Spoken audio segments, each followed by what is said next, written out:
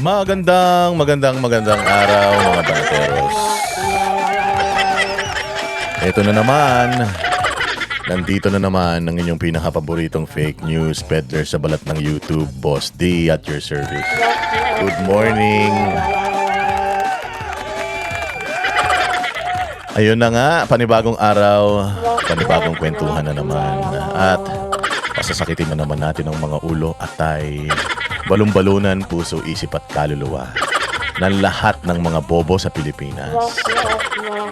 Mga mahilig mag-chismis, mga chismoso, mga fake news peddler, mga tanga, mga walang utak, mga amoy panis na laway, tululaway ng mga congressman, mga gunggong at mga utak galunggong, mga baugang utak, mga laos na mga artista, mga syusyunga-syunga, mga kupal, animal, pabigat walang silbi, mga sweetik, salot, putok sa buho, pindot palam rin sinto-sinto, baliw, abnoy, sabog, batak, bangag, adik, pusher, kawatan, kurakot, magnanakaw, sindikato, membro ng kuratong baliling sa gobyerno, mga iyakin, malalambot ang puso, mga maligno, impacto, masasamang espiritu at mga mukhang engkanto. Ayan na nga, mga kampon ng demonyo, Diablo, Satanas, Judas, Barabas, Estas. Kamusta naman mga bossing ang inyong mga buhay? Happy Wednesday. Simulan na natin sa mga reaksyon ng media patungkol dito sa issue ni ng hearing kahapon. Eto na, ipapasok na natin. Asan na yun? Ba't parang nawala? Ito na pala. Okay, pasok. Sa Senado, MJ, mayong gabi. Mayong gabi, Edmar. Mayong gabi, Attorney Mark.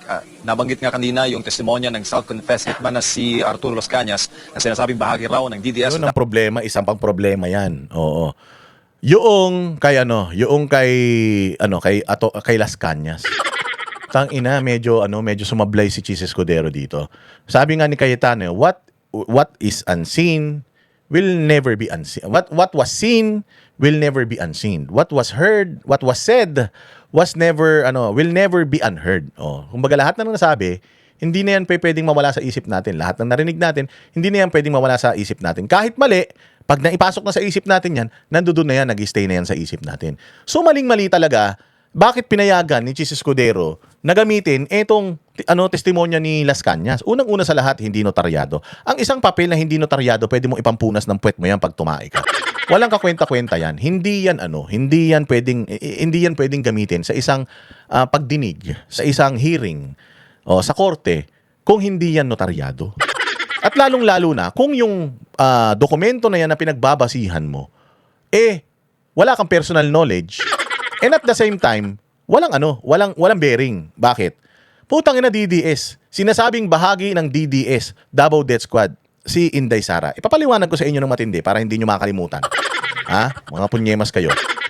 Puro kayo, dinig lang kayo ng dinig Sabi ni Putragis, wala na nagpapakulay Huling live ko na to. Vlog na lang tayo ulit sa susunod. Magre-record na lang ulit ako. Ganun din lang Parang nagre-record lang din ako I-record ko na lang ulit sa susunod. No? Anyways, ito yung sinasabi natin nung hearing ng Quadcom. Yung Quadcom hearing. Hindi pala, nagkaroon pala ng extrajudicial hearing. Salamat Don Crisanto, buti pa si Don Crisanto Maraming salamat Pero yun na nga, yung hearing diyan sa Senado, 'di ba? Si hearing ng extrajudicial killings. Pumunta dyan si Leila de Lima. Pumunta si Leila de Lima. Ang ganda ng tanong sa kanya ni Jinggoy Estrada nun. You're talking about Davao Death Squad, Davao Death Squad, Davao Death Squad. For the longest time, yung Davao Death Squad, nandiyan na yan. Yung Davao Death Squad, lumulutang na yan. Ito tanong. Sabi niya, ito tanong. Yung bang Davao Death Squad na sinasabi mo, ang tagal-tagal mong Department of Justice Secretary, nung panahon ni Pinoy. Tapos, Human Rights, Commission on Human Rights head ka pa. Kung ilang taon din yan. Tapos, naging senador ka pa. Nagkaroon ka pa ng hearing nung senador ka tungkol dito sa extrajudicial killing na ito.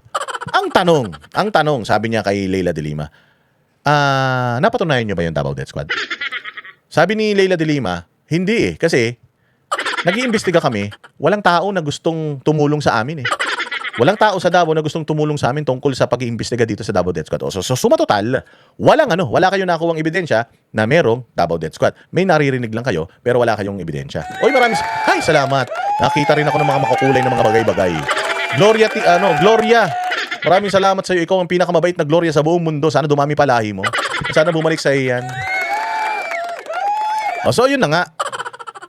Hindi sila, tapos tinanong siya sumunod. So, for how many years, let's say a decade, that you're investigating this DDS, Davao Death Squad, did you file a case against Duterte if you're saying na siya ang pinuno ng Davao Death Squad? Nagsampa ka ng kaso.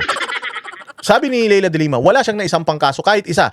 Commission on Human Rights siya, Department of Justice siya, tapos naging senador pa siya, kahit isang kaso, wala siyang na-file related to Davao Death Squad.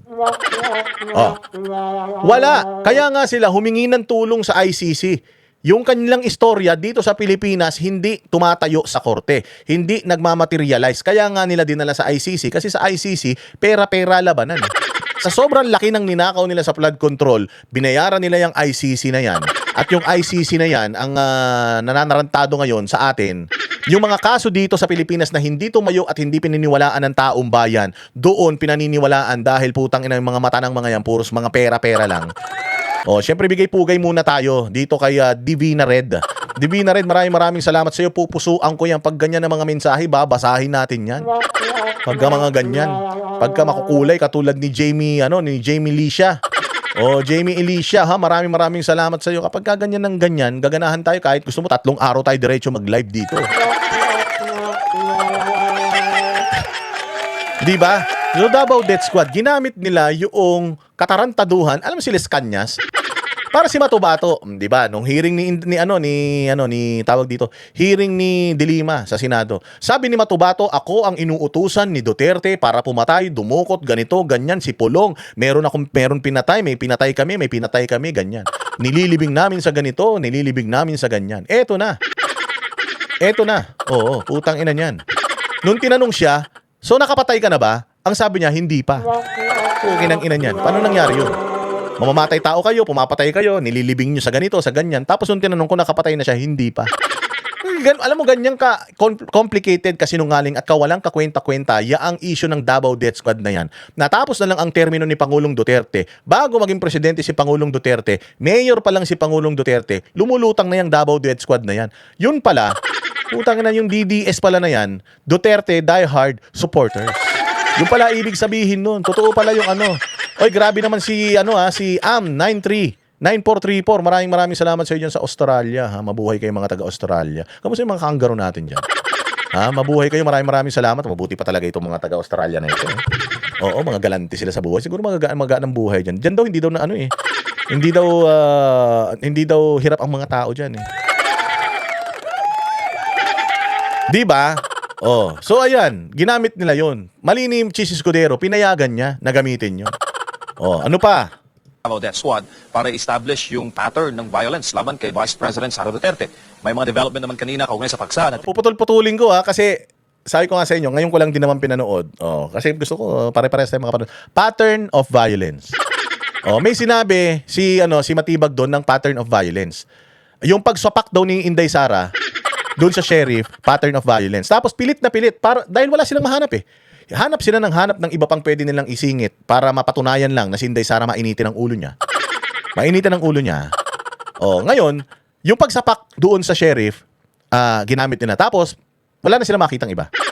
Paano naging pattern of violence yun? Wala nga pattern Simula nung nangyari yung pananapak na yan dyan sa sheriff, nasundan pa ba yung pananapak niya? May mga nakuha na video cam ba na mga pananapak niya, paninigaw niya?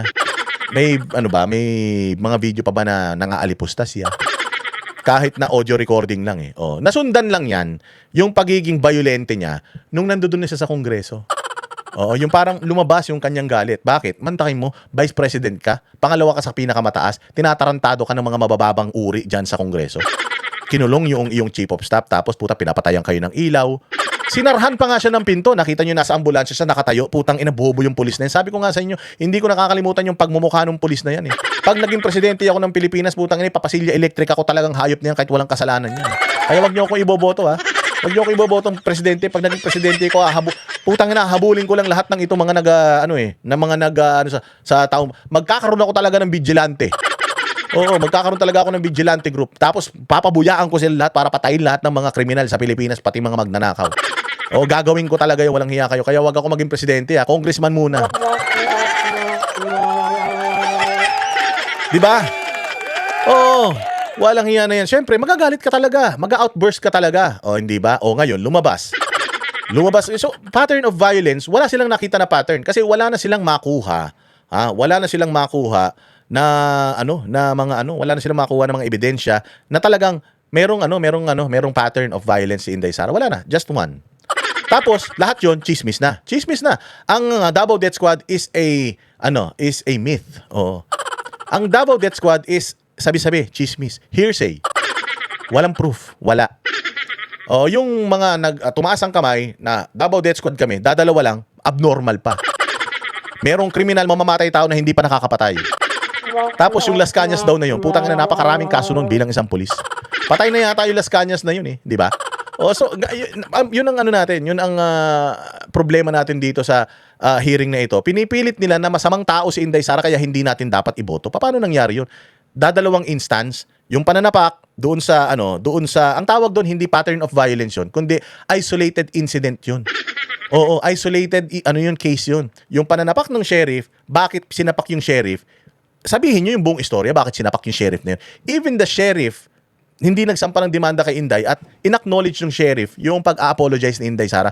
Meron bang nag-apologize na may pattern of violence? Oy, maraming salamat dyan sa Japan kay Miroyama. Hindi ko mabasa yung pangalan. Salamat sa iyo Oh, di ba? Oh, so yan mga bossing. Wala silang makita. Just that two instance and then puro chismis na Davao Death Squad. Sabi daw ni Inday, ilibing, wag na raw hulihin, ilibing na lang daw. Kidnapin tas ilibing. Paano mo mapapatunayan na totoo 'yun? Sa isang dekada na iniimbestigahan ni Leila de Lima 'yan. Sa sobrang pag-iimbestiga ni Leila de Lima kay Pangulong Duterte, na in love na nga siya kay Pangulong Duterte. Tinan mo yung mga pinagkukuha niyang shota, kamukha ni Duterte. Na in love na siya kay Duterte, nakita mo yung nasa Senado, parang gusto niyang tsupain si Duterte. Kahit maliwanag, ganun. Ganun katindi yung sa sobrang paghanga ni Leila de Lima, na in love na siya kay Duterte. Sa sobrang obsession niya, wala siya ni isang kaso So, Davao Death Squad, yun lang, dalawa na yun, may pattern na yun, pattern. Pag sinabi mong pattern, ginawa niya ngayon, bukas, makalawa, sa susunod na linggo, sa susunod na buwan, alam mo kung sinong may pattern? Ang may pattern, mga Marcos, may pattern ng pagnanakaw yan. Oo, may pattern ng pagnanakaw at human rights violation yan. Yung tatay niyan magnanakaw, yung nanay niyan magnanakaw, putang ina, pati siya magnanakaw, yung pinsan niya magnanakaw, pati daw yung anak magnanakaw din. Yan ang pattern ng mga Marcos. Yun ang may pattern. Bakit yung pattern ng violence ni Inday Sara, nadadalawa, putyang ina, pinapag-diskitahan natin, pero yung pattern ng mga Marcos na magnakaw sa bayang Pilipinas, punyeta na yan. Hindi natin sinusukol. Ano yan? Ano yan? Walang hiya kayo talaga. Diretso. Tinalakay dito sa Senate Impeachment Court. Affidavit of Arturo Las Cañas, and on page 186, Your Honor, of such affidavit, it appears that even the signature is not a wet signature. It's a printed copy, and there's a subscription and sworn to portion thereof, but it's not notarized at all. So this is a mere scrap of paper, Your Honor. Iyan ang puna ng defense team ni Vice President Sara Duterte laban sa prosecution panel. Sa ikawalong araw ng impeachment trial, ipipresenta ng prosecution team ang affidavit ng self-confessed. Huwag kayo magalit mga taga Batangas, joke lang yon. Kasi nga sa Batangas may Tanawan Batangas. Ano ba yung Tanawan? Nakatanaw lang na ganyan. Dati kasi nagbe-beer house kami ganyan. Pag nagbe-beer house kami noon, yung mga kaibigan namin babae sa beer house, sinasabi nila, sus, walang kwenta yung mga nasa club ngayon, puros mga taga-Tanawan.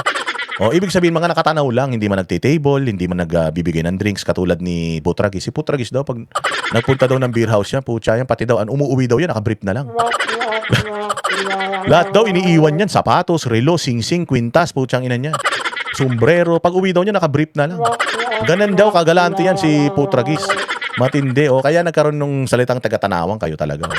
hitman na si Arturo Las Cañas. Layo naman noon ng panel na maipakita ang pattern of violence ng Vice Presidente kaugnay ng mga banta nito sa Pangulo at sa First Family. Bahagi ito ng Article 4 o grave threats na inihaharap ng prosecution panel sa Senate Impeachment Court. Your Honor, the document is being presented only to seek confirmation from the witness that he is referring to this particular document. Oo nga, he's referring to that document. That document is not authenticated. That document is not, yung document na yan is not notarized. Yung document na yan, hindi kinilala yan ng mga korte dito sa Pilipinas.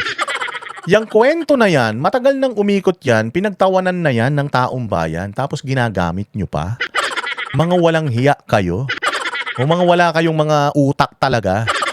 Ito naman si Chis Escudero. Sorry Chis maganda man yung iyong ginagawa dyan sa Senado. Pero walang hiya, pinayagan mo ito. Oh, naku po. Yari ka kay Panelo Memia. As part of the investigation of Special Task Force. Ano nakakatawa? Nag-iimbestiga si Matibag. Ang iniimbestigahan ni Matibag, etong dokumento na ito na walang bearing. Para siyang comics. Halimbawa, yung Serex. Parang may istorya sa Serex. Okay, yung Totoy Mola. Alam niyo yun? Nagbabasa ba kayo noon sa dyaryo, sa Abante?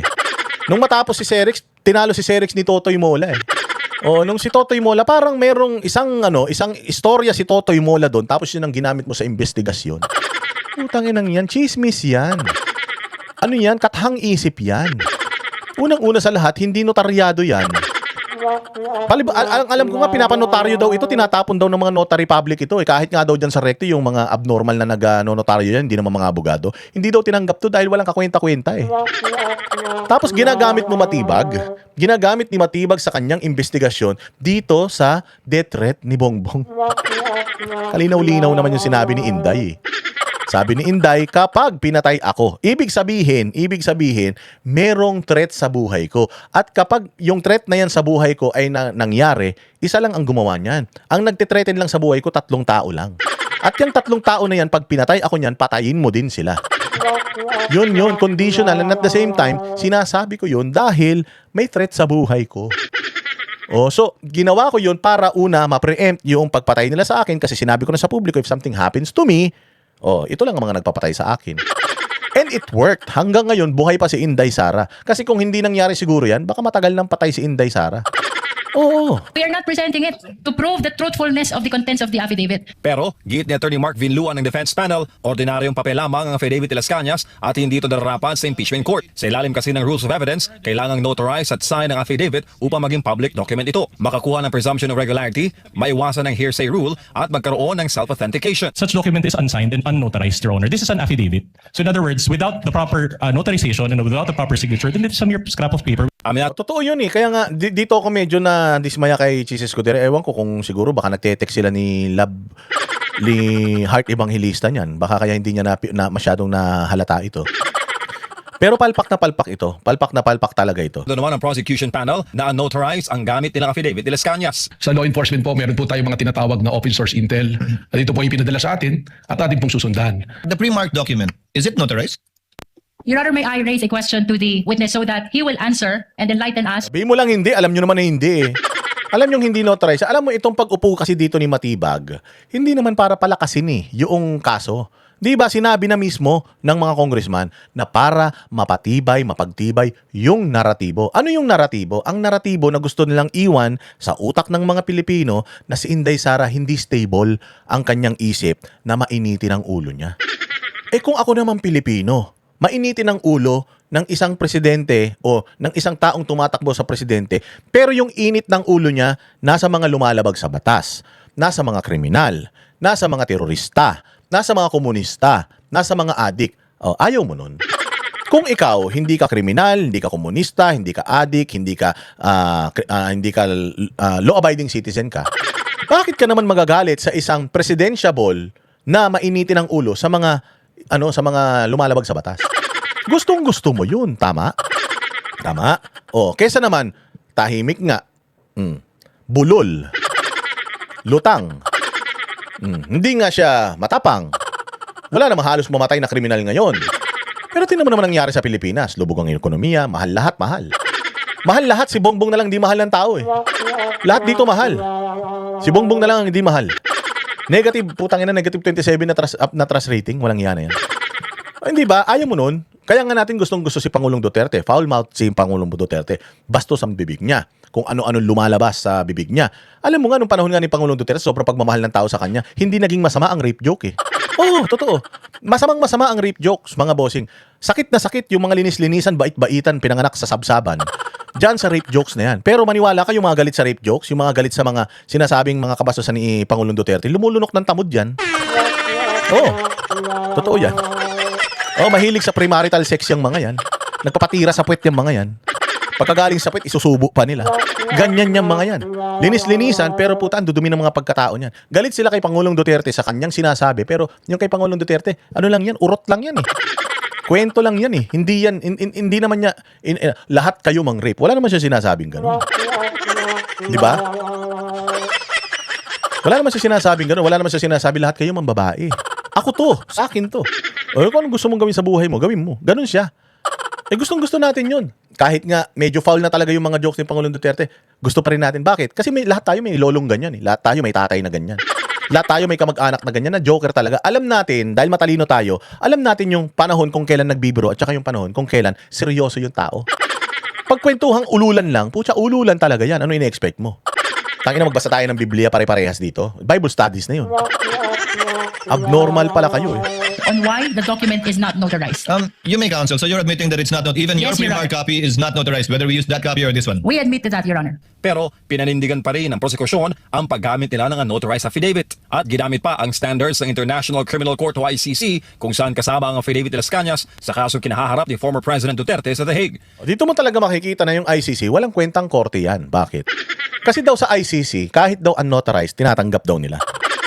No, kasi wala naman talagang kwentang korte yan.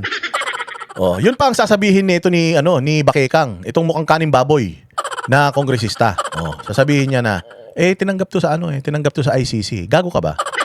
Hindi man tayo ICC. Napagsabihan naman dito ang prosekusyon. Your Honor, based on the ICC, as relayed to us by our witness in the next article or in the last article that we will present, the ICC does not require notarization of document.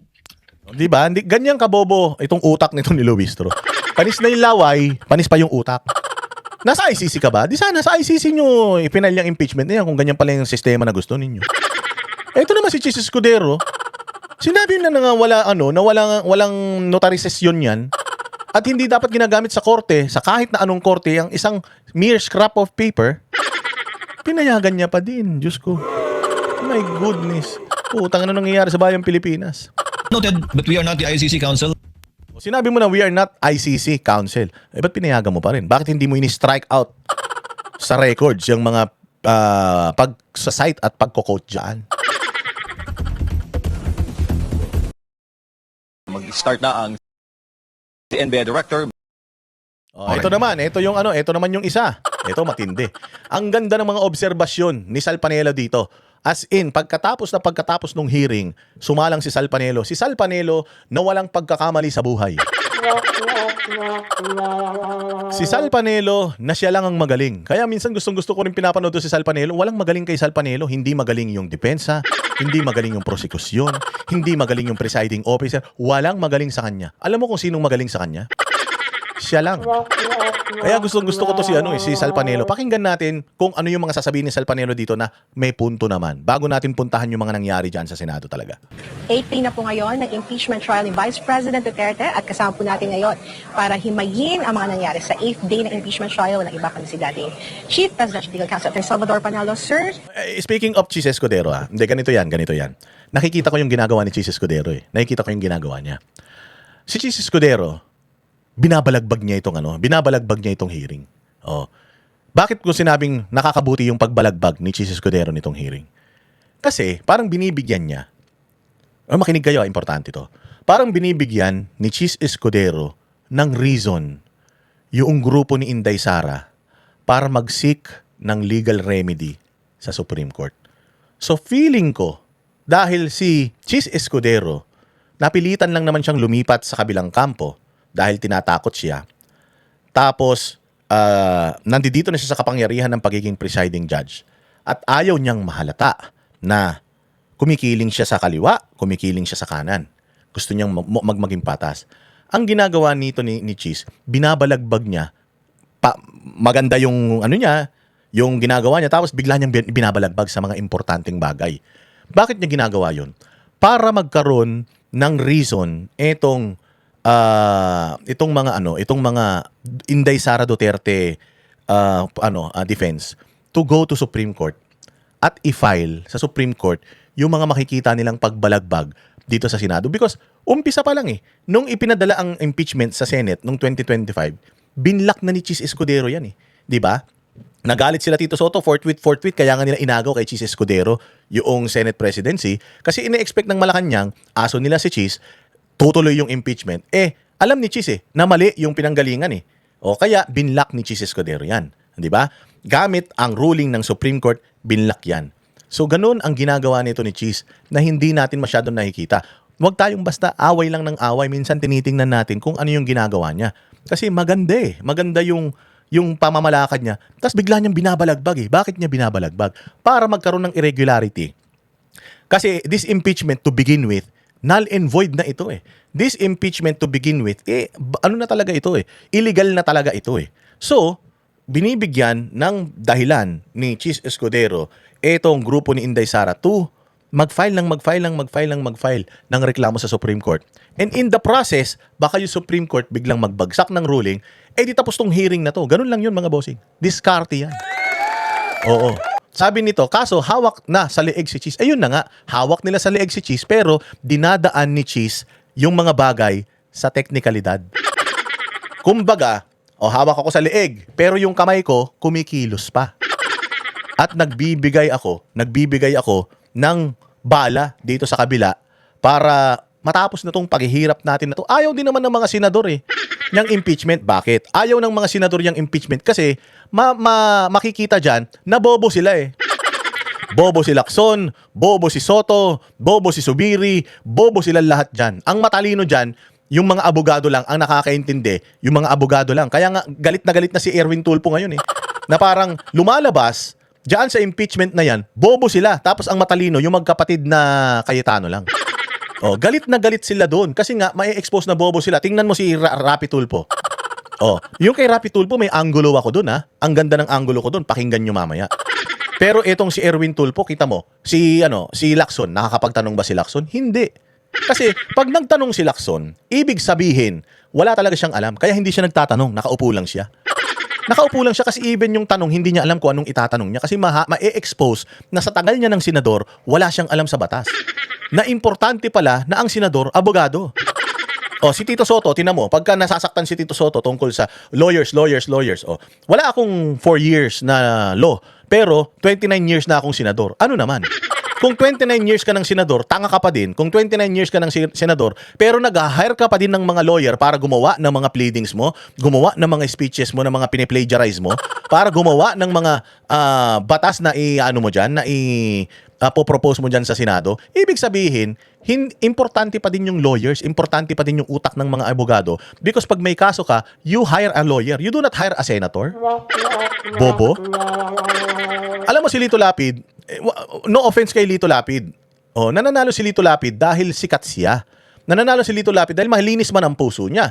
Nananalo si Lito Lapid. Akala nyo ba walang nagagawa si Lito Lapid? Maraming nagagawa si Lito Lapid Umikot ako sa buong Pilipinas.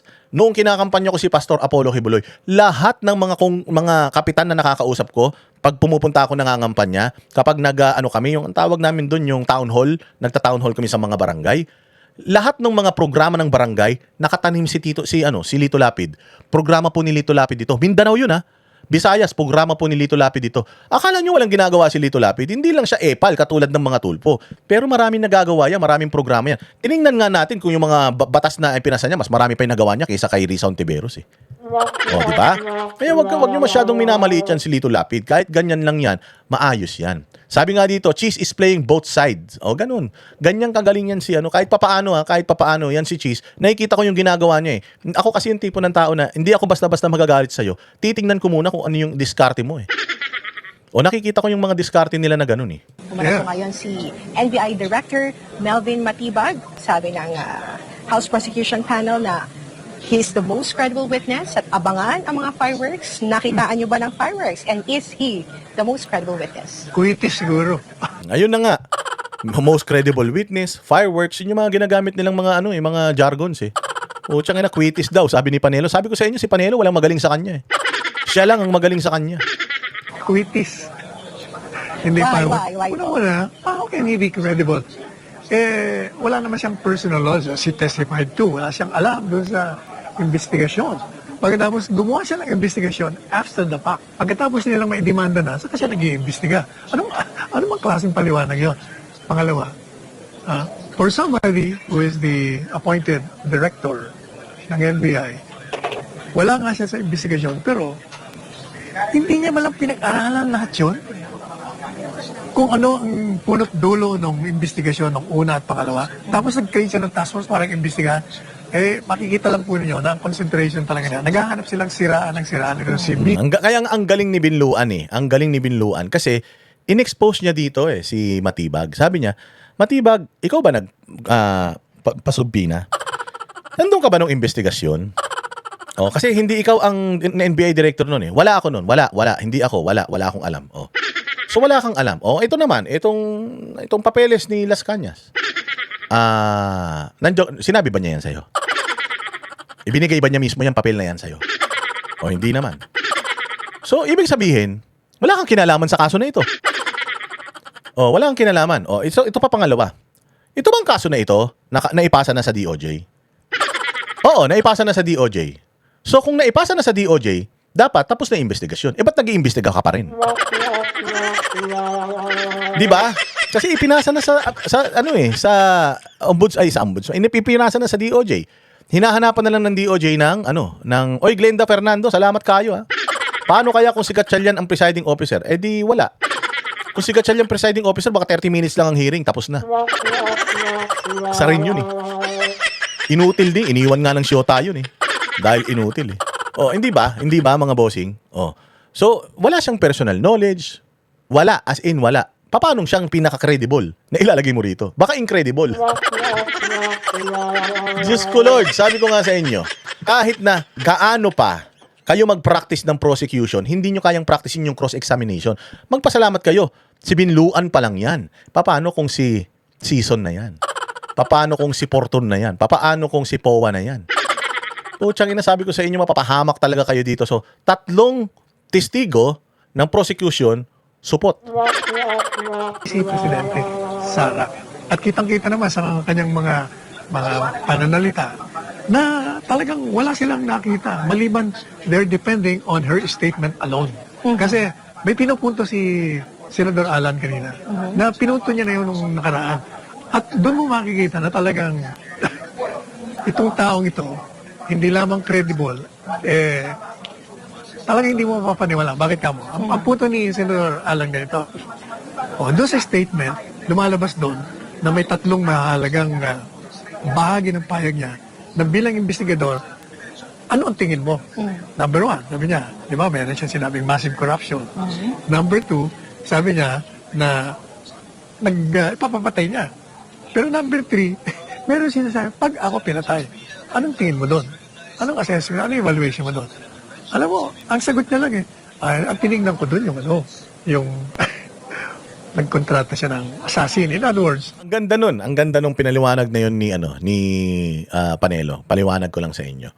Kasi doon sa video na yun, binigkas ni Inday Sara yung corruption, binigkas yung basta ang dami niyang mga binigkas doon na mga gawain ng mga tao sa gobyerno, pati yung pamimigay ng pera.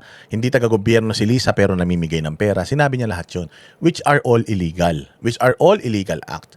Tapos, tinanong nga si Matibag na, pinanood mo yung buong video? Oo, pero nag-focus ako doon lang sa importante. Ano yung importante? Nag-focus siya doon lang sa sinabi ni Inday Sara at gumawa sila ng bukod sa naratibo, gumawa sila ng kaso, umikot doon. Ang NBI, sinabi niya, trabaho ng NBI ang mag-imbestiga.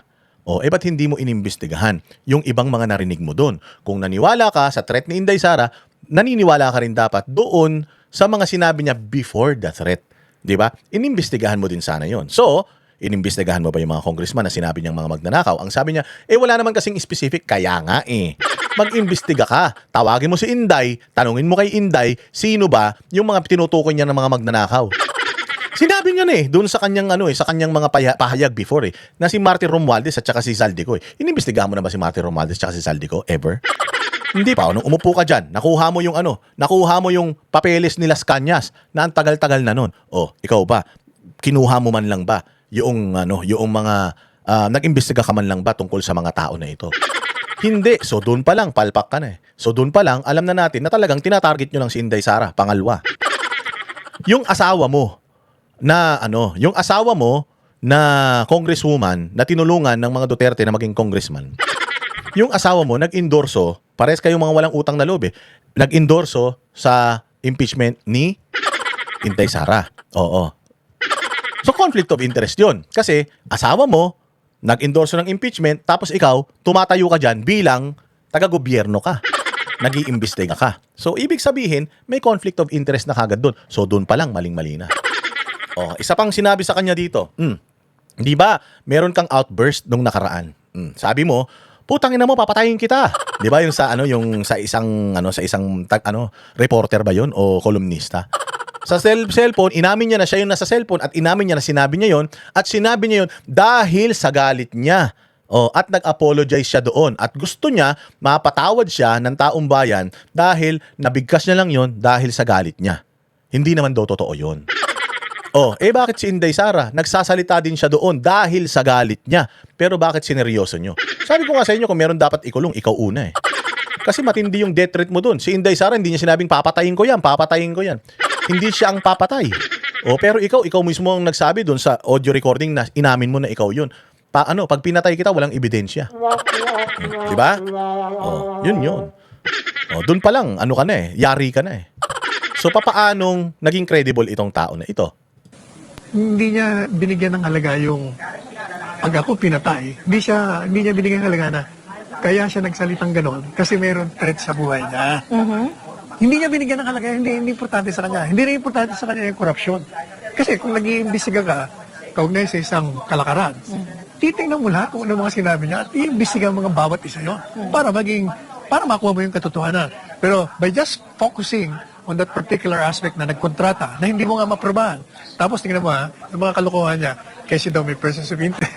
Pero nung tinatanong-tanong na siya, talagang kaya ako natatawa kanina Kasi bago siya sumagot, sinasabi ko na kung ano yung sinabi niya, sinasabi ko ito, sagot niya. Kasi nga evasive siya, hindi naman totoo na may persons of interest. Alam po nila na si Inday Sara, hindi yung totoo sinasabi niya. Yung ginawa ni Inday Sara, yun isa, nagsusumbong siya sa bayan. Sinasabi niya sa bansa na ito po, nanganganib ang buhay ko, meron akong 3 pinaghihinalaan. Kaya pag ako napatay, bahala na kayo dito sa 3 ito. Pangalawa, parang papatayin mo ako? Patayin din kita.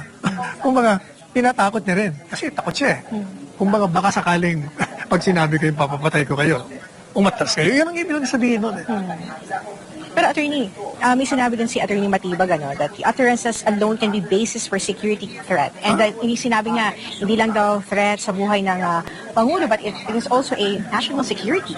Yun tama lang yun. Kung yung sinabi mo ay lilikha ng panghihikayat sa taong bayan o sa mga grupo na gumawa ng mga hakbangin laban sa gobyerno. Kaya nga tinanong, di ba tinanong yung dalawa? Kung tinanong ni Senator Robin Padilla, mula nung pinahayag niya, meron bang mga reported seditious acts na ginawa? Sabi niya, wala. Nakita niyo ba si Inday Sara doon sa protest rally? Kasi kung nakita mo sa protest rally, baka nanghihikayat niya, di ba? Wala Ganun din kanina tinatanong din siya, hindi niya malaman kung ang isasagot niya. Ibig sabihin, hindi ko talaga totoo yung bantang na sinasabing banta. It was not a banta. It was a calling out to the people of this country that my life is at risk, and as far as my self is concerned, these 3 people would be behind my killing. So do something about it. Yun lang pinapunto ron. And for the past few days na tumakbo itong impeachment trial, nami-mention si Davao City Mayor Bastian Duterte at iniuugnay siya doon sa threat. Even yung mga utterances ng Vice Presidente and parang sa presentation ni Attorney Matibag, the threat hindi lang galing kay VP Sara, kundi sa family mismo ng mga Duterte. Isa pa yun. Tingnan nyo. Sinasabi ni Matibag kanina, na pinuprubahan niya yung pattern of violence. Ah. Anong ebidensya niya? Ini-establish nila. Ang pinakita lang ho niya, yung panununtok doon sa sheriff. Is that a pattern? That's an isolated incident. That's one incident. When you say pattern, sunod-sunod yan. O, diba? Sinabi na ni Boss Dada yan. When you say pattern, sunod-sunod. Consistent. Oo. Kapag isang beses lang nangyari, isolated incident. Once. Oo. Nagkamali siya isa. Lahat naman tayo nagkakamali sa buhay. Katulad din ni Matibag na nagkamali din siya nung tinreten niya yung isang kolumnista pero nagbago na siya. Pwede ko bang i-judge si Director Matibag according doon sa narinig ko sa audio-video na inamin naman niya na siya talaga yon at nag-threaten siya? Pwede ko ba siyang i-judge yung character niya because of that? Hindi. Kasi ang tao, ano yan? Ang tao may merong pag-asa na magbago. Ewan ko lang kung may pag-asa magbago pa to si Matibag. Pero giving him the benefit of the doubt, hindi ko siya pwedeng i-judge or i-judge yung character niya because of one mistake. Unless, para kang si Bongbong Marcos at Pamilya Marcos, na ang tatay mo magnanakaw, ang nanay mo magnanakaw, lahat kayo mga magnanakaw, putang ina, wala kayong kapatawaran talaga. Pwede na kitang i-judge. Pati yung apo ni Bongbong Marcos, pwede ko nang i-judge na magnanakaw din yan eh. Yun ang may pattern. Lolo, magnanakaw. Lola, magnanakaw. Tatay, magnanakaw. Anak, magnanakaw. Pinsan, magnanakaw. Putang ina niyan. Sigurado ako, lahat ng isingan ng mga yan, puro galing sa nakaw. Oh, yun ang pattern. Okay. So wala siyang napatunayan doon. Ngayon, pinasok niya si Baste as part of the pattern of violence. Paano naging violence yun? Ang sabi ni Baste, siya lang ang kailangan. Ang ulo, si BBM. Ang problema dito kay Matibag, kasi kung nag-iimbestiga ka, para malaman mo yung context ng sinasabi ng taong iniimbestiga mo, tingnan mo yung mga dati niya mga salita. Anong mga salita ni Baste? Yung isa lang ang palagi niya sinasabi, mag-resign ka. Kaya yung ulo, yun ang ibig sabihin na mag-resign ka na. Ikaw lang ang kailangan namin. Ikaw lang, yung ulo mo, meaning ikaw mismo, ang magiging solusyon dito sa problema sa bansa, mag-resign ka. Yun eh. Hindi yung iniisip niya, alam mo, yung sinasabi niya ng mga Operation Romanov. Ang ibig lang sabihin nun, that's a reminder Ni Attorney Matibag sa kanyang pagharap ngayon sa Senado. Bahagi ng kanyang testimony ang notarized, hindi na notarize. Isa pa rin, buti pinaalala mo. Na affidavit ni Las Cañas. Hindi na si Matibag ang babanatan ko rito. Kundi yung presiding officer. Why? Diyos ko ka naman. Ano ka ba naman, presiding officer? Ba't ka pumapayag na pumasok ang isang dokumentong scrap of paper at sinayang mo ang oras at pinagbigyan mo pa na tanungin ang isang bagay na walang, ikaw na rin ang nagsabi. Ang mga judges, huwag nyo intindi. Bakit ka pumayag? Yan ang nga ba sinasabi natin? Diyos ko naman. So lahat ng sinabi niya, quoting the affidavit is just an hearsay. Madalit sabi, pinayagan ng presiding officer ang isang bagay na pumasok sa proceeding. First lady, si BBM, and of course, si Martin Romualdez. Hindi ako naniniwala doon.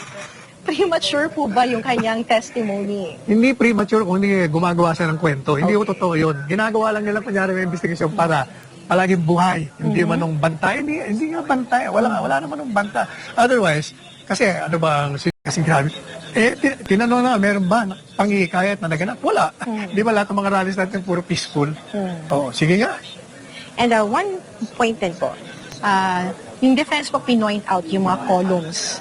Buti. Ayan pa. Yung mga columns ni Matibag. So, ang galing talaga ni Binloan eh. Kasi lumabas ito eh. Yung mga columns niya. 3 column yon dyan sa Daily Tribune. Putang na talaga tong Daily Tribune na to eh. Satanas, no? Oo, yung Daily Tribune na yan, walang ibang tinitira yan kundi mga Duterte. Pero kilala ko sino may-ari niyan. Kilala ko sino may-ari niyan. At kapag inilabas ko sa inyo kung sino may-ari niyan, magugulat kayo. Putang ina niyan. Kaya lang ayaw ko nang sabihin kung sino may-ari niyan dahil sigurado ko kamumuhian nyo eh. Pag pinuntahan mo yung page ng Daily Tribune na yan, wala yan ibang ginawa kundi sirain si Robin, si Inday, Pangulong Duterte, Baste, lahat yan paikot-ikot yan doon. Banatan lang ng banatan. Ginagamit nga ng Daily Tribune yung galit ng mga DTS para magpo-post ang Daily Tribune ng rage bait na post para tumaas ang engagement niya kasi puputaktihin siya ng mga DDS eh. Oo, puputaktihin siya ng mga DDS. So kung ikaw gusto mong sumikat, bumanat ka sa mga Duterte kasi magkakaroon ka ng maraming engagement kasi passionate ang mga DDS. Kahit sino, pupuntahan at aawayin ng mga yan.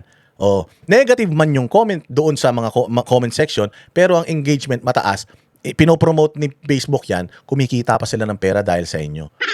Hindi nga lang sila sumisikat. Galit nga lang ang tao sa kanila pero importante sa kanila pera. Yung Daily Tribune, ganyan yan. So ngayon, itong Matibag, may mga sinulat na 4 na column na walang ibang ginawa kundi paninira kay Inday Sara.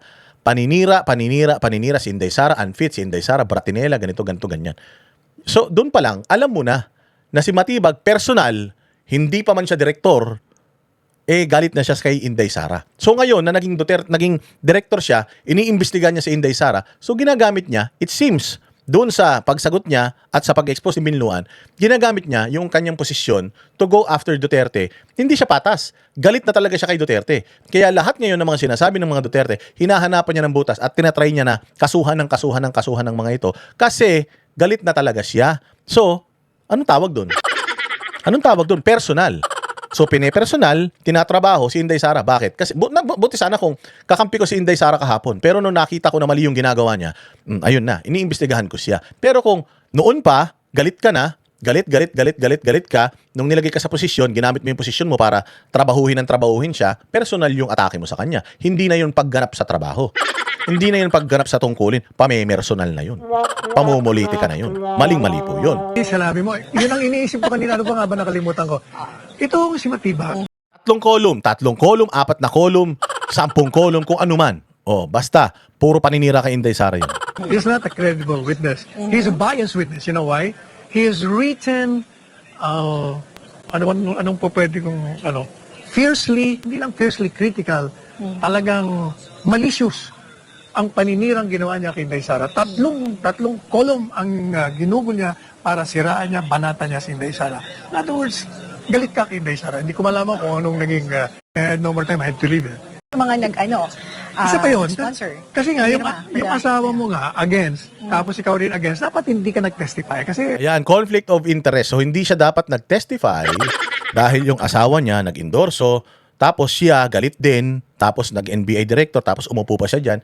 Sabi ko nga, sobrang bobo ng prosecution to put Matibag dyan sa spot na yan. Why? Hindi siya congressional hearing na kontrolado nila yung mga bagay. It is a hearing na mako-cross-examine siya at hindi siya makakapag-angas Hindi siya makakapag-angas kasi hindi takot sa kanya itong si Binluan Pinahiya nga siya ni Binluan dito ng ilang beses Di ba? Galing-galing ni Binluan dito. Oo, yung conflict of interest. Kaya nga, palpak talaga itong pagsalang nila kay Matibag dito. Palpak na palpak talaga. Kung talagang gusto nila na si Inday Sara ay makonvict, hindi nila isasalang si Matibag.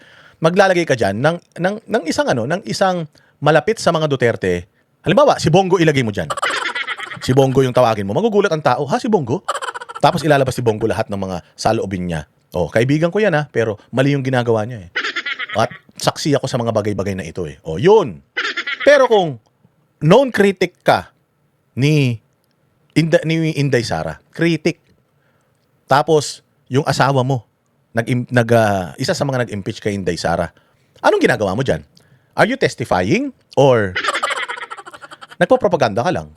Kasi kapag witness ka, dapat na-witness mo, kaya nga witness na-witness mo lahat ng mga nangyari. Nung tinanong siya, na-witness mo to? Hindi. Na-witness mo to? Hindi. Na-witness mo to? Hindi. Ba't ka nag-witness?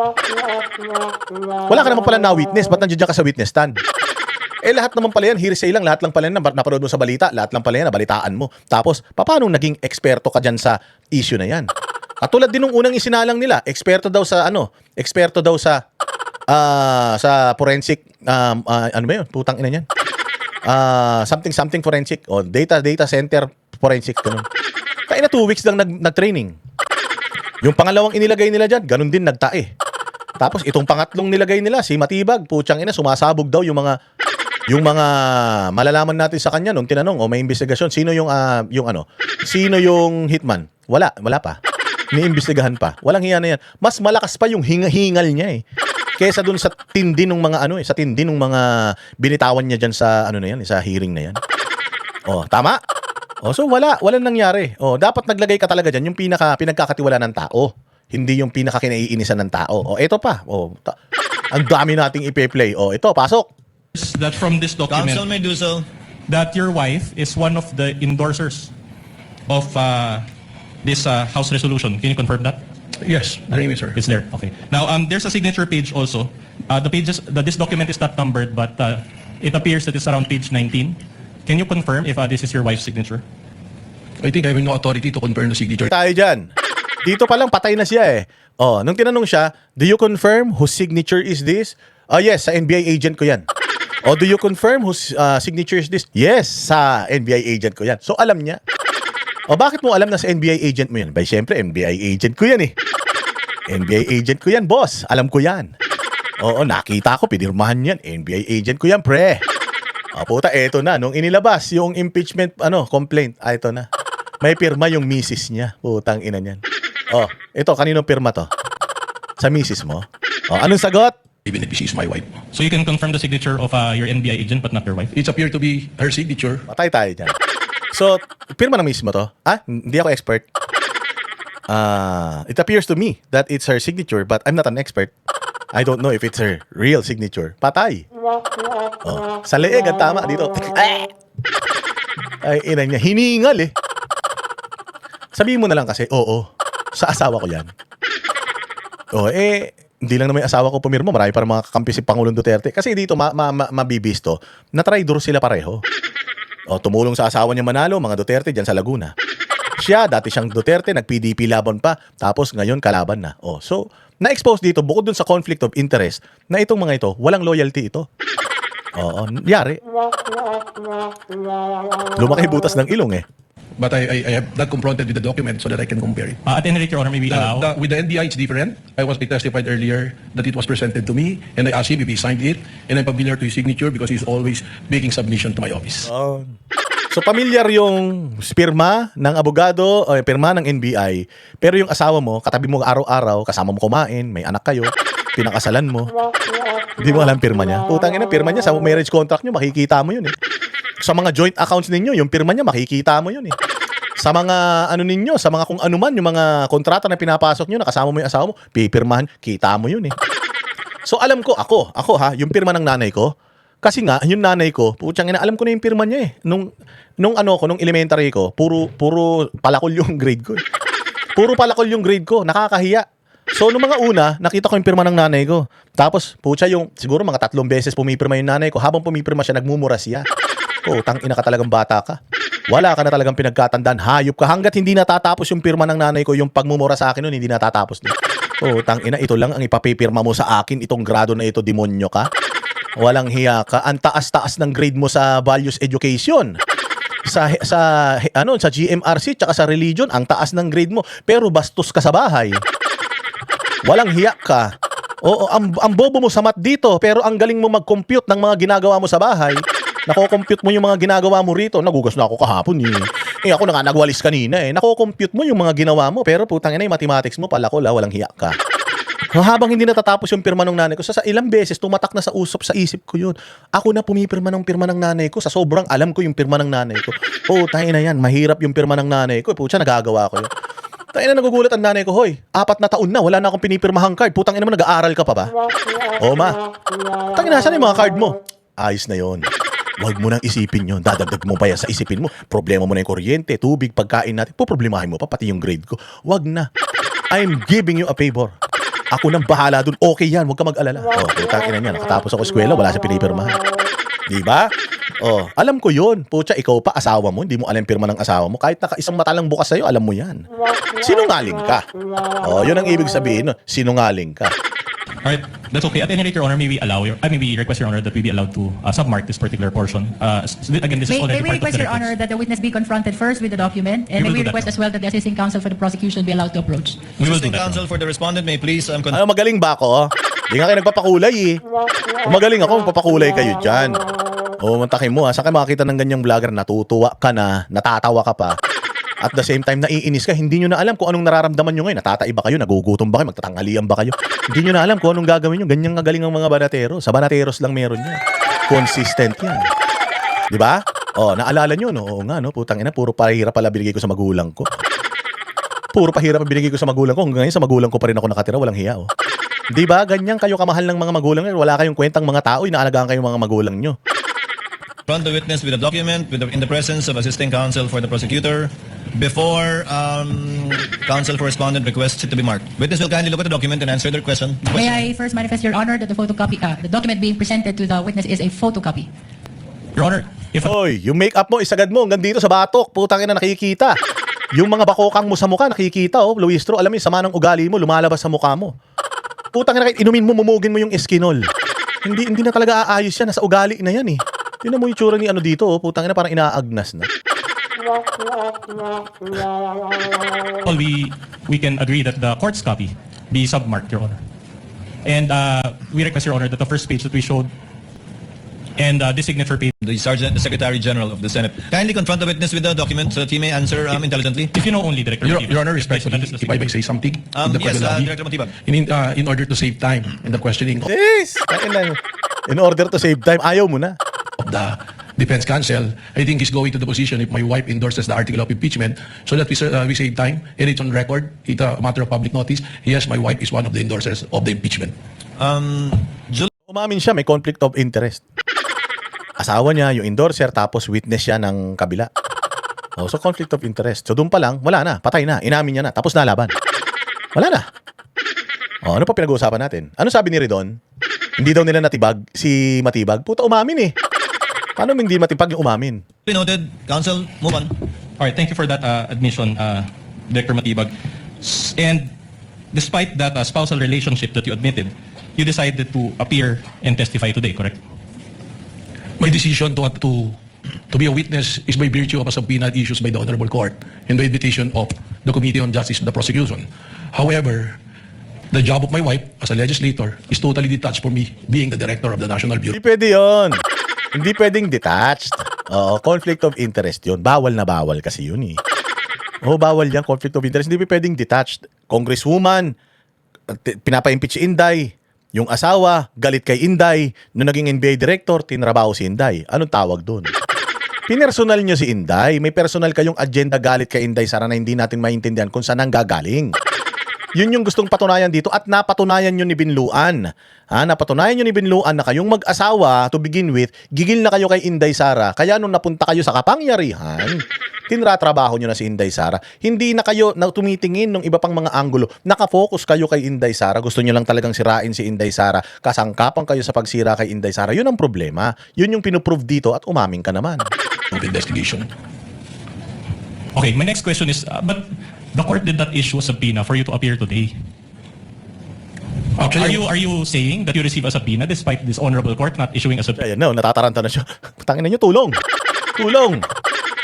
Kasi kailangan, para pumunta ka dyan, sinubpina ka. Hindi siya sinubpina, pumunta siya dyan. Anong ibig sabihin? Nag-volunteer siya. Bakit ka nag-volunteer pumunta dyan? Witness ka, wala ka naman palang na-witness, tapos nandiyan ka. Are you here by virtue of subpoena? Hindi ka naman pala pinatawag ng korte, nandiyan ka. Anong ginagawa mo dyan? Doon pa lang, mali na. Subpoena for you? even if there's no subpoena in the pre-trial order, I was mentioned to be a witness, and I was invited by the prosecution to be a witness. And from my understanding, in the pre-trial order, I was also listed by the defense. I will be gladly witness for the defense as well if I will be called upon. All right, but which is which? Are you appearing today by virtue of a subpoena or without a subpoena? I'm appearing today as a witness, as called upon and announced by the Honorable Court and by the invitation also of the No, that's prosecution. not my question, Director Matibag. You're a lawyer. Hindi yan yung question, Director Matibag. Ang galing ng batan to. Kaya lang ang problema, nung gumanon yung daliri, puta, may sing-sing. May sing-sing si Binluan. Di natin alam kung yung sing-sing na yan, friendship ring, couple ring, o baka jowa nito, lalaki Di natin alam Pucha, Binluan, matikas ka pa naman, baka naman bottom ka Ayusin. Ang daming wala na, ang daming sumama ang loob dito. May sing-sing, may asawa na wala na, Binluan. Clear, you know this. Are you appearing today by virtue of a subpoena or no subpoena? There's no written subpoena, but there is a verbal announcement from the Honorable Court that I will be a witness. So, umamin na naman. He's there, not being subpoenaed. He was invited, pumayag naman siya, abogado ka No, issue a subpoena and I will appear. Pero hindi. Nung naimbita siya, punta siya kaagad. Hindi naman yan in aid of legislation Even in aid of legislation, sinusubpoena yung tao para pumunta doon at mag-testify. So if you're not subpoenaed, yung pinagsasabi mo dyan, ano yan? In today's hearing. Your Honor, the question of the defense is misleading. Ay, misleading na. Puta, lumabas na si Panis na Laway. Ayan na lumapit na, tumulong na. Yung estapador, may utang kay Inday Sara, walang hiya na yan. Oy, salamat. Salamat, may nagpakulay din. Punyemas na yan. It is apparent that last week a subpoena was issued to the witness, Your Honor, and it is because of the other matters that was heard and addressed by the impeachment court. The schedule of the witness was scheduled to today. Your Honor, The objection is overruled. First, asked and answered, and for the record and information of the senator judges, the presiding officer confirms that no subpoena was issued to Director Matibag. In fact, I asked if one was needed, and the response I got was that it was not necessary. But indeed, the chair also confirms that the name of Director Matibag was requested to be invited by the counsel by the prosecutors, and he was so named by the presiding officer to attend in, I believe. considering that there's no subpoena, I'm just wondering how it works. Did you coordinate with any of the prosecutors in relation to your appearance in today's proceedings? Well, we conducted some meetings on this matter. You mean Dito, ang pinatutunayan na ni Binluan dito, so walang subpoena. So, paano nag-set up? Hindi ka naman witness kasi wala kang subpoena eh. You're just invited. So, in what capacity are you here for? And, paano? Nagkwentuhan kayo, pumunta kayo doon, nag-practice kayo, nag-rehearse kayo, nag-practice kayo nung sayaw, gano'n. Para sabay-sabay yung kumpas nyo, gano'n ba yun? Sabi ko nga sa inyo, durog siya dito sa bata. Law Dean. Tinanong siya, are you a lawyer? Yes, 29 years. I'm also a dean. Law Dean din siya. Can you explain the rules of... Ano ba yun? Oy, maraming salamat sa nagpakulay. Nakalimutan ko na tuloy sasabihin ko dahil sa nagpakulay. Pag may kumukulay talaga. Kay Pinky Fairy, tsaka kay Butterfly, ha? Maraming salamat sa inyo, ha? Para kayong talaga, ha? Para kayong mga... so, ano ba yun? Yung rules on evidence. Ayan. Yes, I'm 29 years. So, in your 29 years of being a lawyer and being a law dean or dean of law, what is article ganito of Mama Mia, salamat ha. What is article ganito of rules of evidence? Tangina, hindi niya alam. Hindi niya alam. Oo. Kindly refresh my memory. Mampu siya, Lodin. Mantakin mo, Lodin ka. Tapos investigador ka pa. Tapos si Josephine Cuenco. Sabi niya pa, magandang umaga, Boss Dada. Napaka-bias ng witness. May statement na, walang personal knowledge, selective investigation. Hindi tayo lawyer pero marunong tayo makaintindi ng batas at sa trial discussion. Yan nga yung sinabi ni Cayetano na babae, si Pia Cayetano. Ang gagaling na ng mga Pilipino, parang mga abogado na yung mga Pilipino sa galing. Hindi nyo na maloloko. Di ba? Eto na. Ayan na nga. Sabi, rules on investigador ka. Rules on evidence, hindi mo alam. Hindi mo sa ulo. Dapat Bible mo yan. Dapat alam mo yan. Parang preamble yan. We, the sovereign people. Ba't ganun ka? Oo, pero ito hindi niya alam. Din ka, tas di mo alam. Investigador ka pa. Yung rules on evidence, hindi mo alam. Ang saklap nun, bes. prior to your appearance to this honorable court, you met with certain members of the prosecution? Yes, twice, when I was informed that I will be a witness on the pretrial order. All right. Did you meet with the private prosecutors or the public prosecutors?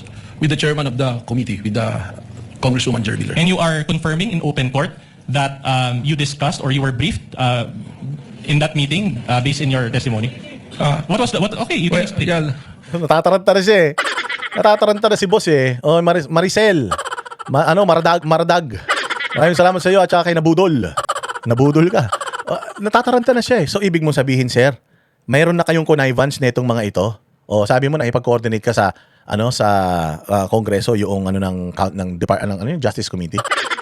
So anong investigasyon yan? Anong motibasyon ng investigasyon na yan? Anong motivation ng inyong investigation at ng inyong mga pinaggagawa ngayon? So yan? Kalaban nyo lang talaga si Inday Sara kaya nyo ginagawa to, ganon? well, I'm a lawyer and I know where you're going. There was no discussion or coaching. We just discussed. Napikon na. I'm a lawyer and I know where you're going. You're a lawyer. Tinanong ka ng rules on evidence. Hindi mo alam eh. Di ba? Kay BB Girl, salamat dyan sa Singapore ha. Matters not supposed to be covered by my testimony. Because I'm a director, I will be testifying. Of course, they will want to know what will be the nature of my testimony. In the same way that when you want to present me as your witness, I will be more than willing to sit down with the defense counsel. Your Honor, I take exception to that. I don't think Director Matibag knows where I'm going. In fact, I'm moving on to a new point. Ayun. Asumero. Alam ko na kung saan ka papunta, we. Saan ako pupunta? Sa Mega Mall? Hindi. Tao Green Hills. Mali ka dyan. Ayun, problema kasi attorney eh. Director, yan ang problema. Mahilig tayo mag-assume. Akala natin alam natin lahat. Pero hindi nyo alam lahat. Later, Honor, I don't think we are calling him as a witness. So these are facts that only he assumes. No, but to say that with the... Diba? Only he assumes. Mahilig ka mag-assume, sir. Huwag ganun. Kailangan doon tayo sa facts. Huwag niyong pinangungunahan. Oh, pahiya na naman siya dito. Sabi ko nga sa inyo, galing neto ni Binluan. Binluan, ba't nag-asawa ka kagad? Kung kasi hindi ka muna nag-asawa, makaasawa ka 10. Sabay-sabay, papayag sila sa isa't isa sa galing mo. Record, Your Honor. Witness will not argue with the counsel. sorry, Your Honor. Kindly move on, Yes, counsel for the respondent. All right, let's just move on, Director Matibag. The NBI is under the DOJ, correct? That is correct. And the DOJ is under the Office of the President, correct? That is correct. Now, BBM, in short, BBM has control and supervision over both NBI and the... Your Honor, sorry, I'm hearing comments from the prosecution. I don't mean any disrespect to the President. It's just for purposes of abbreviation, I'm just calling him BBM. But at any rate, I'll move on to my question. So, BBM has control and supervision over both... Parang hinihik. Oy, Karil. Salamat sa iyo dyan, Singapore, ha. Hinihingal na. Hinihika na si Sir. Oy, sana natulog ka na lang kasi sa bahay, Sir, eh. Nakisali ka pa dyan, sobrang sikat mo na. Lahat na ng interview na, nandun ka. Oo, mano ba naman pinalagpas mo ito? Ayan tuloy, lumabas pa tuloy ngayon yung hidden agenda nyo. NBI and the DOJ, correct? O, wag ka magagalit sa amin. Nagre-react lang kami sa balita, ha? Yan man, yung performance mo na nakita namin, wag ka magagalit, ha? Baka patrabaho mo kami. Baka bukas makalaway, patawag mo na kami sa NBI, ha? Walang ganon, Sir. Kung hindi ka sana nag-appear dyan, kung hindi ka sana nagkalat dyan, di sana hindi ka tinatapi. Kung ayaw mong itapi ka, wag kang lumabas sa media. Trabaho ka lang, ganun. Wag ka na pa-interview ng pa-interview. O, para hindi kayo ganun din yung mga congressman. O, kung ayaw nyo na binapatikos kayo ng mga tao sa mga pinagagagawa ninyo, huwag kayo mag-congressman, huwag kayo mag-mayor, mag-governor, mag-presidente, vice-president, huwag ka NBI director. Kung ayaw ninyo na makikita namin na may ginagawa kayong hindi ka buti-buti. Okay, pikon, ha? Ano lang to? Content lang ito. That is not exactly correct. Only on the matter of appointments, but we enjoyed independence in the Elma, matter of thank you. investigation. I'm glad you mentioned that. Do you confirm that you're an appointee of BBM? Well, it's only the president who can make an appointment. I think it is provided for in the law. What's the answer? Yes. Yes, okay. Yun tayo yung sinasabi. Are you an appointee of BBM? It's a yes or no question. Hindi mo na kailangan lagyan ng palabok kasi pag nilagyan mo pa ng palabok, ibig sabihin dumidepensa ka na kagad eh. Dumidepensa ka na kagad, kau talaga. And so my question to you is this, did BBM participate in the NBI's investigation in any way? No. No, all right. So don't you consider your appointment as NBI director as participation on the part of BBM? No. No. All right. You mentioned a while ago that after the affidavit of investigation, Gigil na si Director Matibag. Palagay ko bukas may kaso na to si Binluan. Binluan, diniin mo naman masyado. Tapos matutuloy pa yan mamaya. O malapit na magsimula yan. it was submitted to the DOJ for evaluation, correct? Further evaluation and finding if there's enough reason to file a case before the regional trial court or the proper courts. All right. And during your direct testimony, you also mentioned that as we speak, it is still pending, correct? That is correct. All right.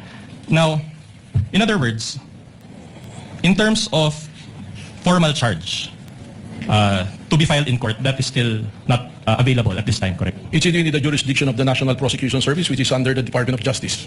But insofar as the case that the NBI filed with the DOJ, is it not the case that that charge does not include contracting for the assassination? That is correct. What was filed was grave threat and inciting to sedition.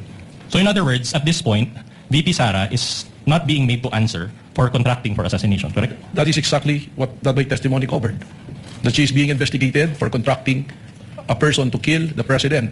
And that is a continuing threat not only to the life of the president, but to the national security of our country. Not responsive, Your Honor. My question is if she's already being made to answer. Daming sinasabi, daming esab. Ang daming ebas. Ang tanong, ito, kung ano-ano yung sinasagot, propaganda. Kaya tayo eh. Ganon. Sumunod tayo sa Sumunod tayo sa batas. Pag tinanong, sumagot lang. Hindi yung, this is a continuing threat. This is a threat to national security. You know who's the threat sa national security? Bongbong Marcos. Bongbong Marcos is a threat to every Filipino. Why? Yung sister niya, sinabi, addict siya. Addict siya. So ikaw ba bilang NBI director, hindi mo pwedeng i-compel or sabihan yung presidente na, Sir, pa-drug test ka. Kasi may chismis na addict ka. So, presidente ka pa naman ng Pilipinas. Mahirap naman siguro kung nagdadrive ka ng bayan tapos sabog ka. So, patunayan natin, Sir, okay lang ba? Did you even ask your boss for that? Hindi. So, ayun yun. Ayun lang naman yun, Sir, eh. O kung ano yung tanong sa'yo, sagutin mo na lang. Dami natin paikot-ikot, paligoy-ligoy. To that particular charge. Made to answer, counsel, meaning has she been subpoenaed? I'll be more specific. Has she been subpoenaed in terms of contracting for assassination? Well, in this impeachment court, she's being on trial. Di yung impeachment court. On trial. Hindi. Ang tanong, si NBI ba, sinubina nyo ba si Inday Sara dahil dito sa sinasabi ninyo na contracting, na may kinontrata siya, nag-iimbestiga kayo eh. So, meron bang kinontrata talaga si Inday? Mga ganon. Wala. And that is very well covered by the articles. To me, as a lawyer, not only as an NBI director, and as a former dean, that is a betrayal of public trust to me. Because you made an oath of office that you will protect, defend the Constitution. Sa'yo, kung pagbabasihan natin ikaw, ano ka nga, may bias ka na nga eh. Meron kang 3 column na sinulat against kay Inday Sara. Tapos, yung asawa mo, ini-impeach pa si Inday Sara. Hindi nga namin maintindihan kung bakit at kung saan nanggagaling yung galit mo kay Inday Sara. Hindi ko alam kung yung mga column mo ba na yun na ginawa, application na ba yun sa administrasyon para ilagay ka sa posisyon. Hindi natin alam. Oo. So, kung ikaw talaga ang pagbabasihan, galit ka kay Inday Sara. So, lahat ng gawin ni Inday Sara sa'yo, mali. Kaya ka nga hindi senator judge eh. Kaya ka nga nagsasalita in favor of the prosecution kasi galit ka kay Inday Sara. That's the whole point. So, lumabas din sa'yo na ako yan, kung ako, not just an NBI director, a law dean, and a lawyer. To me, what Inday Sara did is betray public trust. O, natural, sasabihin mo yan, galit ka nga kay Inday Sara. Hindi na issue. Alam na namin yun, sir. Alam na namin. Sagutin mo na lang yung tanong ng abogado.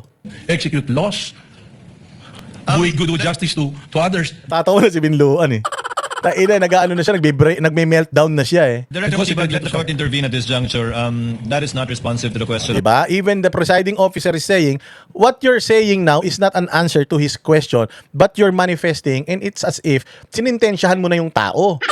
So kung ikaw nag-iimbestiga ka, tapos may bias ka, saan pupunta yung investigasyon mo? O di ang pupuntahan ng investigasyon mo dahil may bias ka, kung nasaan yung bias mo. Galit ka kay Inday Sara. So kahit na anong mga ginagawa niyang mabuti, hindi mo titingnan yon, lahat ng titingnan mo masama lang. So may credibility ba yung investigasyon mo kay Inday Sara? Hindi. Kasi nga galit ka kay Inday Sara.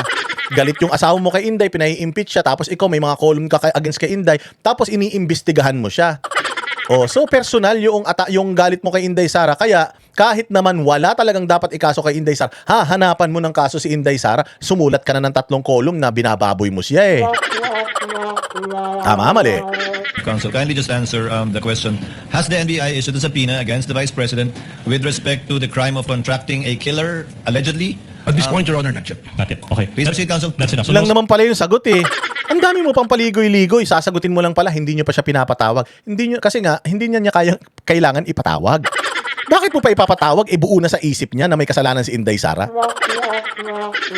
subpoena as of now. But in other words, has there been any affidavit of investigation relating to contracting for assassination? My understanding is there was a subpoena issued at the time during the investigation to the Vice President, and the lawyer submitted an affidavit. No. Again, not responsive, Your Honor. I'm talking about an affidavit of investigation executed by the NBI. Not in yet. terms of, not yet. Okay. So at this point, Play yung tanong, hindi masagot. Dean.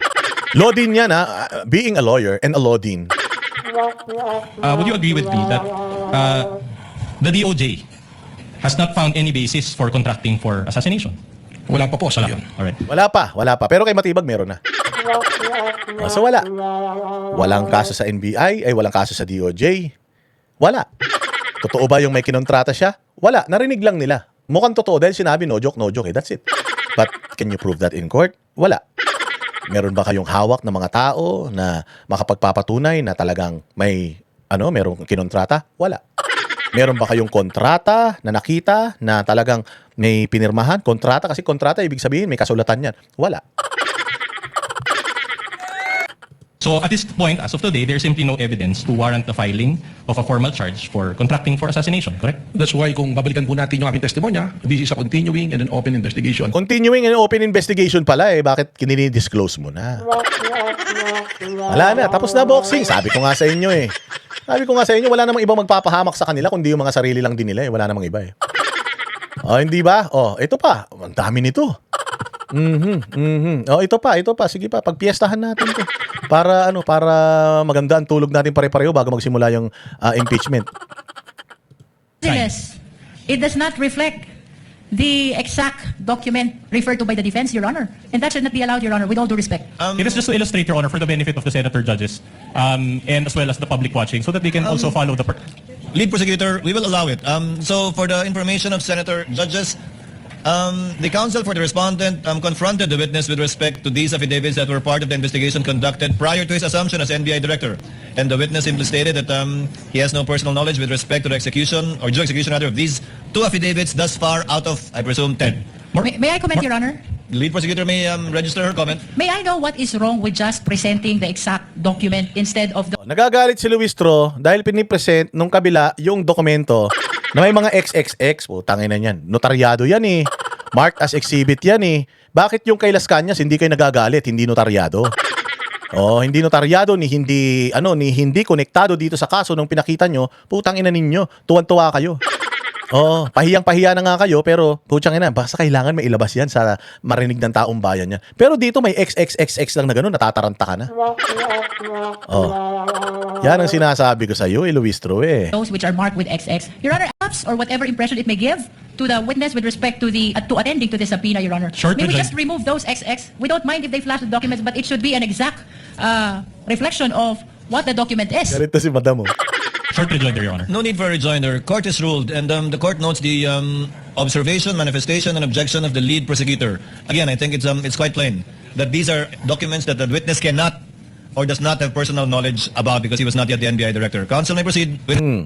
Sopla. O, kasi may mga X ito. Itong subpoena na to, may X. Ibig sabihin, wala siyang alam. Itong subpoena na to, may X. For guidance ng mga tao nanonood dyan at mga senator judges. So, para lang alam ninyo, sa dami ng mga dokumentong ito, walang alam yung ating NBI director. Pero nandito siya sa witness stand at sinasabi niyang may alam siya. Mr. Answer.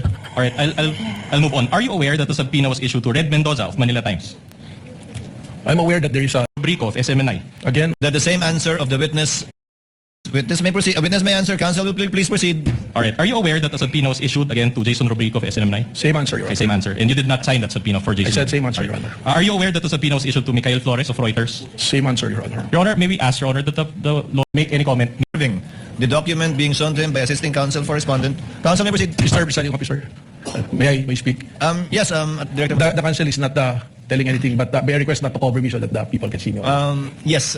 Salamat kayo kay Aimee Aimee FRDE. Salamat sa iyo. Watching from Norway. That may be granted by the presiding Thank you, officer. Your Honor. Assisting counsel, kindly sit beside the... Sir, And you did not sign it. Okay. Are you aware that the subpoena was issued to 2 OVP personnel? And did you sign the subpoenas? same answer. Alright, so not a single one. Now, my next question to you is this. Did you oversee any interview that was conducted in the fact-finding investigation? Your Honor, the question is vague. If the witness is a lawyer and is competent to Your answer, Honor, he knows, Your Honor. Your Honor, during the direct, it was established that there were 2 investigations. The first investigation and the current investigation of the STF. Then, the defense need to specify which investigation is he referring to. The affidavit... Counsel will please clarify. Okay. Did you oversee an interview that was conducted in the investigation that was covered by the affidavit of investigation? As mentioned in my testimony, I was appointed only on February 20, 2026, and it's very unlikely to be part of the investigation prior to that. Okay. So, are you aware that there were at least 4 interviews that were conducted? Your Honor, asked and answered. That is a different question. Your Honor. Nonetheless, Witness may answer. I'm not aware, Anong President. nonetheless? As in answered, sinabi, hindi ko pa naitatanong to ngayon palang nonetheless. Anong nonetheless? Sinabi mo as in answered, tapos nung sinabi na hindi pa nasasagot, nonetheless. Alak na tinapay ito si Luistro. Bugok eh. Not yet there. Okay, so are you aware, let me be more specific, are you aware that an interview of Dempsey Reyes of PDI was conducted? I'm not aware of that, but as reflected in the investigation report, it was there. So in other words, you did not oversee that interview? Yes, definitely. All right. Are you aware that there was an interview of Red Mendoza of Manila Times? Same answer, Your Honor. Same answer. Are you aware that there was an interview of Bons Magsambol of Rappler? Any one of these interviewees? Before or time? after? Before or after? Who among the... Among the interviewees that I No. mentioned? No. Did you meet any one of their lawyers? No. No. All right. Now, were you even present at the NBI Cybercrime Division office at the time of these interviews? That is impossible. All right. After the interviews, affidavits attesting to the interviews were executed, as you mentioned. Did you oversee the drafting of these affidavits by the NBI agents? Again, very unlikely. I was not present. All right. Your Honor, if I may interrupt, may I just enter a Lead continuing... prosecutor may make a manifestation and or a continuing objection as I presume she will. Huwag ka na Luistro, huwag ka na maingay. Salita ka pa ng salita, hindi ka na makasali. No need for that rejoinder. But were you present when the NBI agents subscribed and sworn to their affidavits? I was not there. You were not there. Still nothing. So, and since you did not actually participate, it means that you do not have personal knowledge of these stages of the investigation, correct? During that time, yes, but as I mentioned earlier, I read the investigation report. So your knowledge of the investigation was based on only of your reading. That is absolutely correct, All right. and upon the discussion of the investigating Okay, officers. very well. Now, were you present at the November 23, 2024 press con? I was not present. You were I not was not present. participating on that. And if you know, was any NBI agent present at the November 23, 2024 press meet? Not that I know of. None. All right. So in layman's terms, for the benefit of this honorable court and the Filipino people watching, and I'll phrase my question in Tagalog. So sa kabila po ng pagtestigo po ninyo ngayong araw, inaamin nyo ba na wala kayong personal na kaalaman sa nangyaring investigation starting November 23, 2024? Malinaw naman po yun at ang korte po ay can take Ano, sagot na. May kaalaman ka ba? May kinalaman ka ba? Personal na kaalaman. Yun ang tanong. judicial notice of the fact na hindi pa po ako NBA director ng panahon na yun. So you're confirming that you do not have personal knowledge because you were only appointed as NBA director a year later or on February 20, Your Honor, ask an 2026, answer correct? question. I haven't even asked that question, Your Honor. Kindly let counsel finish. So again, I will repeat. So the reason for this is that because you became NBI director only a year later or on February 20, 2026, correct? Tama po. All right. Okay. So prior to February 20, 2026, you do not have any personal knowledge of any investigation, correct? Nababasa ko lang po sa balita mga pangyayari. Nababasa lang sa balita. Nabalitaan lang. Wala siyang personal na kaalaman. Nabalitaan lang niya. Sinabi lang sa kanya. Tapos, unboxing. Asan yung pasabog dyan? Pasensya na, Director Matibag, Pasensya na. Huwag ka magagalit sa amin. Nagre-react lang kami, dito sa performance mo. Oo. On a Duterte supporter point of view, ito yung nararamdaman namin sa performance mo. Sa kay Ridon, panalo ka doon. Kay Luistro, sa utak nila, panalo ka. Magaling ka. Pero sabi nga nila, constructive criticism, wag mong mamasamain, ha? Which is not personal knowledge, correct? Well, yun lang po yung knowledge natin. You're a lawyer, correct? Yan na, ito na. So, you're a lawyer, correct? Ito na. Tama po, 29 years. 29 years. Can you recall Rule 130, Section 22 of the Rules of Evidence? Can you refresh me, sir? Okay, I will. Ay. Oy, salamat kay Madam Sean dyan sa Amerika. Ang galing ni Atty. Binluan, no? Napansin niya, magkahawig kaming dalawa. Hindi kami magkano-ano, ha? Oo, ni Binluan. Hindi. Kahit magkanunal ako dito, imagine mo, may nunal ako dito. Magkamukha kami, no?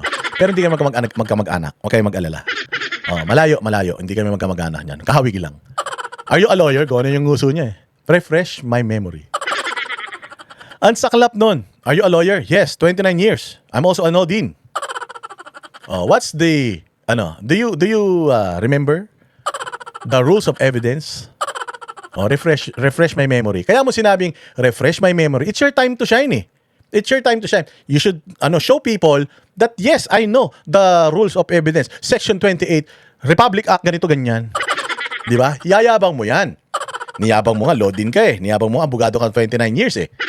Pero yung rules of evidence hindi mo pala sa ulo. Imagine, you are the NBI director and you are investigating. You are gathering evidence and you don't know, you do not remember or at least man lang memorize the rules on evidence. Paano mo nagagampanan ng tama yung trabaho mo kung yung mga rules ng paggagather ng evidence at pagkuha ng mga testigo ay hindi mo naiintindihan? Tapos ang laban. Anong sabi ng rules of evidence or rules on evidence? Para maintindihan ni Kasi hindi, totoo yun totoo yun. Do you know rules on evidence, blah, blah, blah? Tinan mo, naganunan yung mga prosecutor. Kasi kahit sila, di nila alam yun eh. Hindi nila sa ulo yun.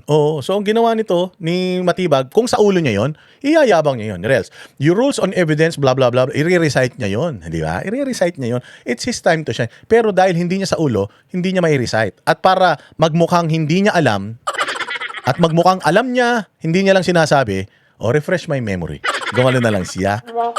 Agoy. Oy, Berna, umentado. Salamat sa iyo dyan sa Europe. Let me refresh you, of course. I have here a copy of Rule 100. Tawa pa siya. Saklat. Sakit, batang-bata ito. Sabi pa naman ni sino ba to, yung isang abogadong tanga. Din daw niya si Chel Jokno at tuwan-tuwa daw siya, naging estudyante siya ni Chel Jokno. Tanungin mo, may kaso ka? Wala. Wala nagtitiwala sa kanya bilang abogado. Putang ina niyan. 130, Section 22 of the Rules of Evidence, and I'll read it. Please read with me, Director Matibag. Testimony confined. Sakit nun, boss. Ang sakit nun. Kasi, kumbaga, ako teacher. Tinanong kita, estudyante kita. Sinabi ko sa'yo, mag-review ka di ba? Can you recite the preamble? Tapos sasabihin mo na, can you refresh my memory? Ibig sabihin, hindi mo alam. Hindi mo sa ulo yung preamble. Ganun lang yun eh. Alam mo, sinabi nitong gagong Binluan, tarantado rin to si Binluan, sabi, okay, so rules on evidence, section 24. Ganun siya eh. Mr. Matibag, read with me. Ibig sabihin, Mr. Matibag, hindi mo alam. Para malaman mo, basahin mo, kasabay ko. Ganun. Putang ina, ginawa niyang estudyante yung dean. Hay, Diyos ko. Salamat sa nagpakulay. Kung sino ka man. Hindi ko na makita. Ang bilis ang bilis nung chat. Wait lang. Anong pangalan mo? Salamat sa iyo kay yung din pala yun, si Ever. Hindi ba? Ganun lang yun, mga bossing. My goodness. Ginawa siyang estudyante, samantalang siya yung teacher. To personal knowledge. A witness can testify only to those facts which he or she knows of his or her personal knowledge, that is, which are derived from his or her own perception. Can you recall that rule now? Yan po, nababasa ko po. Okay, you Tama can read. po. Ang sakit. Ang saklap. Naalala mo na? Naalala mo na? Lodin ka pa naman, Lodin. Pinagyayabang mo pa. 29 years of lawyer, I am a Lodin. Naalala mo na? Ito, binasa ko sa'yo. Naalala mo na? Sabi niya, nakikita ko na nga. Ibig sabihin, hindi niya talaga alam. Hindi niya talaga alam. Nakaka-insulto talaga yun, boss. Chori-choli, nakaka-insulto talaga yun. Sorry, Matibag, sorry talaga. Ang taas ng tingin ko sa'yo bilang isang abogado, 29 years at Lodin, napakataas ng tingin ko sa'yo. Kapag si Miriam Defensor Santiago, tinanong mo tungkol dyan, sa ulo niya yan, sigurado. Kapag si Juan Ponce Enrile, tinanong mo dyan, sa ulo niya yan, sigurado. Kapag si Drilon, tinanong mo dyan, sa ulo niya yan, sigurado. Kapag tinanong mo si Cayetano, Pia, tsaka si Alan Peter Cayetano, pag tinanong mo si Attorney Chis Escudero, alam nila yan, sigurado. Ikaw, taga-NBI ka, din ka pa, di mo alam. Ang masaklap nun, pucha, sinabihan pa siya nung abogado, tinan mo.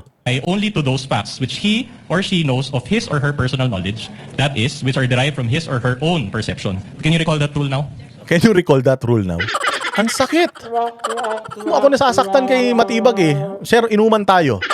Inuman tayo, sir. Ano tayo? Kwentuhan tayo. Huwag mo nang isipin gago rin to si Binluan Tarantado to si Binluan. Dati tuwan-tuwa ako kay Binluan. Ngayon, inis na ako kay Binluan Masyadong naman kinakawawa yung tao. Wala kang galang sa matanda Wala kang galang sa teacher. Wala kang galang sa 29 years na abogado. Wala kang galang sa sa Lodin Naging Lodin ka na ba, Binluan? Di pa naman. Ilang taong ka ng abogado? Baka saglit pa lang.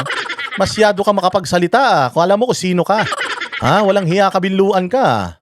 Yan po, nababasa ko po. Okay, you Tama can read po. it. Alright, so based on this rule, will you agree with me that a witness can only testify based on his personal knowledge? Your Honor, may I comment to that? These are basic questions, Your Honor. Thank you very much, Adventure Online. The witness is a lawyer, he is competent enough to answer. Counsel, are you making an objection? This is a comment, Your Honor. The witness repeatedly testified that he Kailangan na ng tulong. Tinulungan na ni Kanimbaboy. Tang inang buhay ito. Skip na natin dyan sa sinasabi ni Kanimbaboy. Pasok. Lead prosecutor, the counsel for respondent did not object to the line of questioning of the lead prosecutor earlier, based exactly on the ground cited by the lead prosecutor. The presiding officer will give sufficient leeway to the counsel for respondent to establish. Diba ginusto mo yan? Hindi ka naman sinubina, pumunta ka dyan. So ngayon tinatanong ka, ayaw mo sumagot, tapos sumasaklolo pa to. Akala ko ba magaling si Matibag, sabi ng prosecution, may pasabog. Tapos ito pinipigilan yung tanungin siya, competent man si Matibag, magaling man yan, matalino man yan, mahusay man yan, Diyos man yan. Oo, NBA director niya, magaling niya, matalino. Lahat na, sabihin na natin kaya competent siya, lahat sa kayang sagutin yan. Bakit pinipigilan mo, Luistro? Boyfriend ka ba niya? Ay, girlfriend ka ba niya? Hindi naman. Pabayaan mo lang siya dyan. Nilagay niyo siya dyan Kung ayaw niyo pa rin siyang sumagot, sana hindi niyo siya nilagay dyan. Establish his point. I think you also see what he is trying to establish. That's why you made a continuing objection in relation to it. I'll give you some leeway, counsel, but go to your next topic as soon as you're done with this. Thank you. Diba? Ang galing. Puntahan natin bago tayo matapos. Puntahan natin yung kay Tulpo. Meron akong magandang may magandang angulo ko dyan kay Tulpo. Okay, eto i-play natin. Si Rapi Tulpo kasi ito talaga bobo ito. Wala talagang wala talagang alam ito. Ngayon may mga tanong siya. Pero yung tanong niya, hindi niya alam na nakatulong ito sa kaso ni Inday Sara. Ganyan ako mag-isip. Ganyan ako mag-isip. Yung mga tanong niya na yan, nakatulong kay Inday Sara. Kasi nung una pa, pinipilit niya na si Mayor Basti Duterte lumabag sa batas. Kinumpara niya pa yung teacher na kay Pangulong Duterte. Basta sinasabi niya dito, itong si ganito, si ganyan, si Basti, kasalanan ni Basti lahat.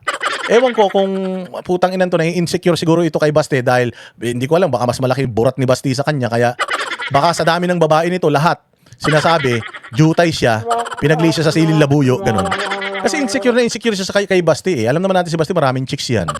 O siguro baka gusto niya sila Ellen Adarna masikwat din niya, ganun.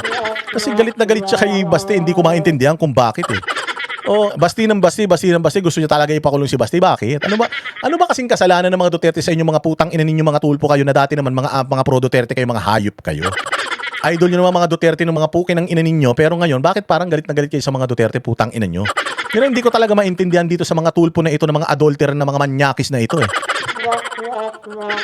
Ang dadaming mga asawa, ang dadaming mga anak, tas pakialam, pinakikialaman yung mga problema ng mga asawa. Yung may mga asawa na nangangalunya, putyang ina, kinokontent nila sa mga social media nila. Ano ba kasing problema mo? Pero dito, napatunayan, bobo talaga ito si Rapi Tulfo. O, i-play natin to. Bakit yung isang guro na nagbanta kay dati Pangulong Duterte agad inaresto? At bakit itong isang Vice President na nagbanta kay Pangulong Bongbong Marcos hindi inaresto ng NBI? Mr. Witness, are you familiar with the case of Ronel Mas? Ipapasok niya yan si Ronel Mas. Si Ronel Mas yung nagpatong ng pera sa ulo ni Pangulong Duterte para ipapatay siya. Magkaiba to kaysa kay Inday Sara. Magkaiba to. Yung kay Inday Sara, sabi niya, pag namatay ako, patay din yan. Yung kay Mayor Basti Duterte, yung Romanov, ang ibig sabihin ng Romanov na hindi naiintindihan nito ni Tulfo, siguro baka yung utak nito, puro babaeng laman ng utak nito, kaya hindi niya maintindihan, baka puro puke nasa isip nito. Kaya siguro, ang hirap pumasok sa isip niya, baka puro tinggil lang nasa utak nitong ulol na ito. Kaya ganyan. So ngayon, mga bossing, hindi niya maintindihan na yung Romanov, ang ibig sabihin nun is, binibigyan niya ng babala yung mga Marcos na nangyari na sa tatay mo, nangyari sa mga Romanov, baka mangyari din sa'yo. Ingat ka. Ibig sabihin, magbago ka na, tigil mo na yung pagnanakaw mo para maging hindi ka mapatalsik ng taong bayan. Ayun yun. Tapos, yung sinabi niya pa na ulo lang ng presidente ang gusto natin. Ibig sabihin noon, ang cancer sa Pilipinas, si Bongbong Marcos, na pag nawala siya, hindi naman sinasabing patayin siya, hindi naman sinasabing anuhin siya, i-people power siya. Ang sinasabi doon, pag wala na si Bongbong Marcos, kayong mga congressman, hindi naman kayo ang habol namin. Hindi kayo ahabulin. Ang habol namin, etong si Bongbong, siya man lang ang problema ng Pilipinas. Pag nawala siya, sigurado solve ang problema ng Pilipinas. Ganun lang yun. Kaya si Bongbong lang ang gusto namin na mawala, hindi naman kayo mga congressman. Kaya kung ako sa inyo, wag na kayo makiisa dito. Kasi sa 2028, presidente na si Inday Sara, magsisipag-balimbingan kayo lahat. May listahan na kami ng mga pangalan yung mga putang ina ninyo, hahabulin namin kayo. No, kaya ngayon pa lang, i-correct nyo na yung pagkakamali ninyo, si Bongbong man lang ang magnanakaw talaga rito. No, kaya siya ang gusto namin, siya lang naman ang hahabulin namin dito. Ganun yun.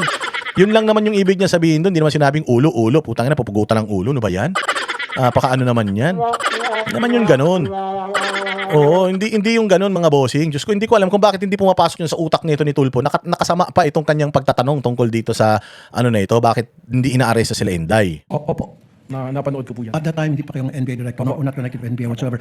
So, tell us briefly dito sa kaso ni Ronel Mas. Sa pagkaalala ko po rito, itong si Ronel Mas ay isang guro na kung saan siya ay nagsabi na kung sino ang papatay sa dating Pangulong Rodrigo Roa Duterte ay papabiyaan niya ng 50 million. At sa pagkakaalala ko po, ang National Bureau of Investigation rin po ang tumugis at tumuli sa kanya, particularly po ang aming pong opisina sa Region 1. At siya po ay kinasuhan po ng pagbabanta at itinuring po na ang threat niya isang malaking threat po. Hindi lamang sa dating Pangulo, kundi po sa ating pong national security. In other words, pinalin siya ng case ng inciting to sedition. And he was arrested warrantless. It was a warrantless arrest, right? Tama po. Okay, so isang guro nagbanta sa dating Pangulo, agad-agad inaresto. Ayan, ganda nito. Isang guro, nagbanta, kagad inaresto. Anong susunod na tanong? Nang walang warrant. Now, itong yung VP Sara, si Vice President Duterte, na nagbanta rin kay Pangulong Duterte at kay Pangulong Marcos. Anong difference ng dalawa? Well, ang pagkakaiba Anong difference ng dalawa? Ako na sasagot, mamaya sagutin ko. po nila, itong si Rene Mas ay isang guro, si Vice President, isa naman pong Vice President, at siguro po ito ang naging konsiderasyon kung bakit hindi siya inaresto agad. So, ibig sabihin ng NBI pala ay tumitingin sa tinatawag na special treatment. I cannot So, ibig sabihin hindi pala patong sa NBI. Bakit nung panahon ni Pangulong Duterte, isang guro na nagsabi may patong sa ulo na 50... Mali kasi yung sagot eh. Mali yung sagot ni Matibag. Kung ako yan, alam mo sagot ko. So bakit si Inday? Hindi, sabi mo, meron siyang threat. Ba't di nyo pa siya inaresto? Bakit ito inaresto? Kalaunan, na-dismiss yung kaso. Inciting to sedition kasi hindi naman seditious yung ginawa ng tao. Wala namang sedition sa gusto mong ipapatay yung presidente. Kasi ang sedition, lalaban ka sa gobyerno. Ganun. So ngayon, na-dismiss din yung kaso na yun. Napakawalan yung tao na yun. Ang gusto mangyari ni Tulfo, bakit? So tumitingin kayo sa titulo. Teacher, hinuli. Si Inday, hindi hinuli. Tulfo, at saka Matibag, pagsasabihan ko kayo pareho. Kaya hindi ninyo maaresto si Basti Duterte doon sa kanyang Romanov. At kaya hindi ninyo inaresto si Inday Sara doon sa kanyang threat. Kasi alam nyo, wala kayong basihan. Kasi alam nyo, yung kay Inday Sara, conditional threat. Yung kay Mayor Basti Duterte is not a death threat. Plain and simple. The reason why hindi pa sila inaaresto ngayon at hindi sila maaaresto because wala silang ginawang krimen. That's it. So, in-expose ngayon ni Rapi Tulfo etong si Matibag. Ha? Not because Inday Sara is Vice President and this is a teacher, but because Inday Sara and Baste Duterte did not commit any crime. That is why you cannot arrest them. At ito ang problema sa utak ng mga Tulfo. Sa Tulfo law at sa Tulfo law at sa korte ng mga Tulfo, lahat dapat inaaresto yan. Arestuhin natin lahat yan. O ikaw, nangalunya ka, aresto ka. O ikaw, hepe, hello, hepe. O anong ginawa mo sa tao mo? Hindi, mali ka, ako, tama. Ay, pakulong mo yan. Ipatanggal mo yung tao mo. Sasabihin ng hepe, sir, meron po tayong due process. Wala nang due process. Napatunayan na natin may kasalanan yan. Sir, hindi ka naman korte. Korte lang ang magsasabi kung may kasalanan ito o wala. Bakit mo pinangungunahan yung sistema? Yan ang problema sa mga Tulfo. Sa init ng ulo, siguro malibog talaga. O kaya pabugso-bugso, mainit lagi ang ulo. Gusto lahat aresto, lahat kulong, tanggalin lahat, tanggalin ito, ganyan putang ina, hindi po ganun ang batas mga Tulfo. Ang batas dumadaan sa tamang proseso, Bill of Rights. Ginawa po yung mga batas na yan para maprotektahan ang mga tao sa mga katulad ninyo, mga tarantado ang utak. Yan. Tama? Kakainom nyo ng robas yan, kaya mainit ang ulo ninyo, Tulfo Justice. Hindi pa pwede yung Tulfo Justice yan, nasa Senado na kayo, dapat mag-upgrade na yung mga utak nyo. Okay? Kailangan kailangan dumaan sa tamang proseso. The reason why NBI cannot arrest Duterte, the Duterte siblings, because they didn't commit any crime. Plain and simple. Yun lang yun, sir. 50 million si dating Pangulong Duterte, kung sino man makapagpapatay sa kanya, agad-agad inaresto na walang warrant of arrest. And then ito naman si VP Sara, nasabi nyo, allegedly nagbigay ng death threat against President Marcos at hindi inaresto. I cannot speak for the... How can you arrest? How can you arrest someone na yung kaso ongoing pa, nandiyan pa sa nasa piskal pa? Bakit kami aresto? Yun lang sagot nun eh. Unang-una sa lahat, sir, nung panahon na yan, yung sa NBI yung una, hindi man ako ang NBI director niyan. So ngayon, dumadaan ako sa batas. Kung ako nga kay Matibag, ganun sasabihin ko, sir, sumusunod kasi ako sa batas. Kung noon nagkamali, kinokorek na nga natin ngayon. Ayaw natin na mag-aresto basta-basta lang kasi baka masira lang yung kaso. Iniimbestigahan namin ng masusi. Ganun yun. Hindi kasi kami katulad ng mga Tulfo na putang ina, parang kayo na yung sa inyo nagreklamo, kayo na yung huwes, kayo na yung executioner. Kayo na lahat eh. Hindi po yan ganun, Senator Tulfo. Dito po may proseso. Iniimbestigahan pa po, nasa piskalya na. Hindi naman pwede, wala naman po tayo sa martial law na bigla ka na lang mag-aresto nang walang warrant of arrest. Oy, bakit doon walang warrant of arrest? Huwag mo sa akin itanong. Tanong mo sa kanila. At sa akin mo tinatanong, wala pa naman ako niyan. Sa pagkakaalam ko, mali yung pagkaka-aresto nila doon, kaya napakawalan din yung tao na yun. Huwag mo nang ipagawa sa amin yung ginawa noong panahon na yun. Kasi mali na nga yun eh. Mali na yun, kaya napakawalan, tapos gusto mo ipagawa pa sa amin. Yan ang Tulfo Justice, yan ang problema eh. Problema sa mga Tulfo eh, puro init ng uro eh. Puro libog ang pinaiiral eh. At that time, Your Honor, sapagkat yung mga pangyayari pong yan, wala naman ako sa NBI pa po. Subalit, ang ngali ko pong ibahagi sa inyo, ipamarapatin po ninyo, yun na nga pong aking pakikipagtalastasan sa aming pong mga foreign counterparts. Yan na naman si foreign counterpart. Yun lang yung gusto kong sabihin dyan. Rapi Tulfo, ang ganda pa ng relo mo, nakapatek Philip ka, ay, tangina, ang mahal sa galing yan. Saan galing pinambili mo niyan?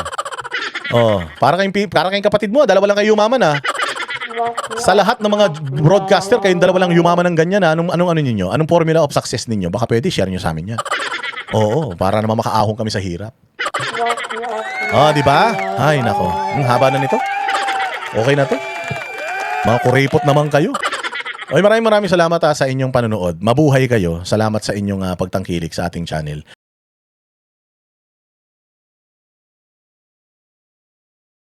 Kami ang boses ng masa, hindi natatakot.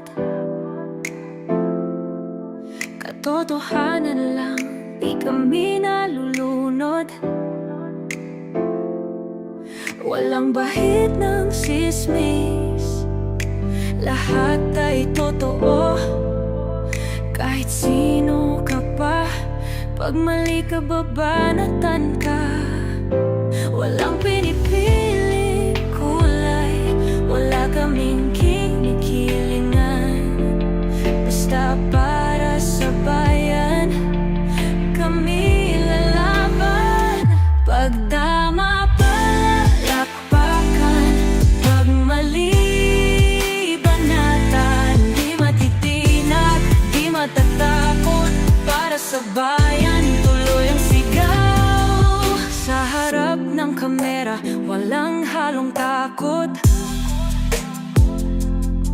mga baluktot, lahat kayo'y tutumba.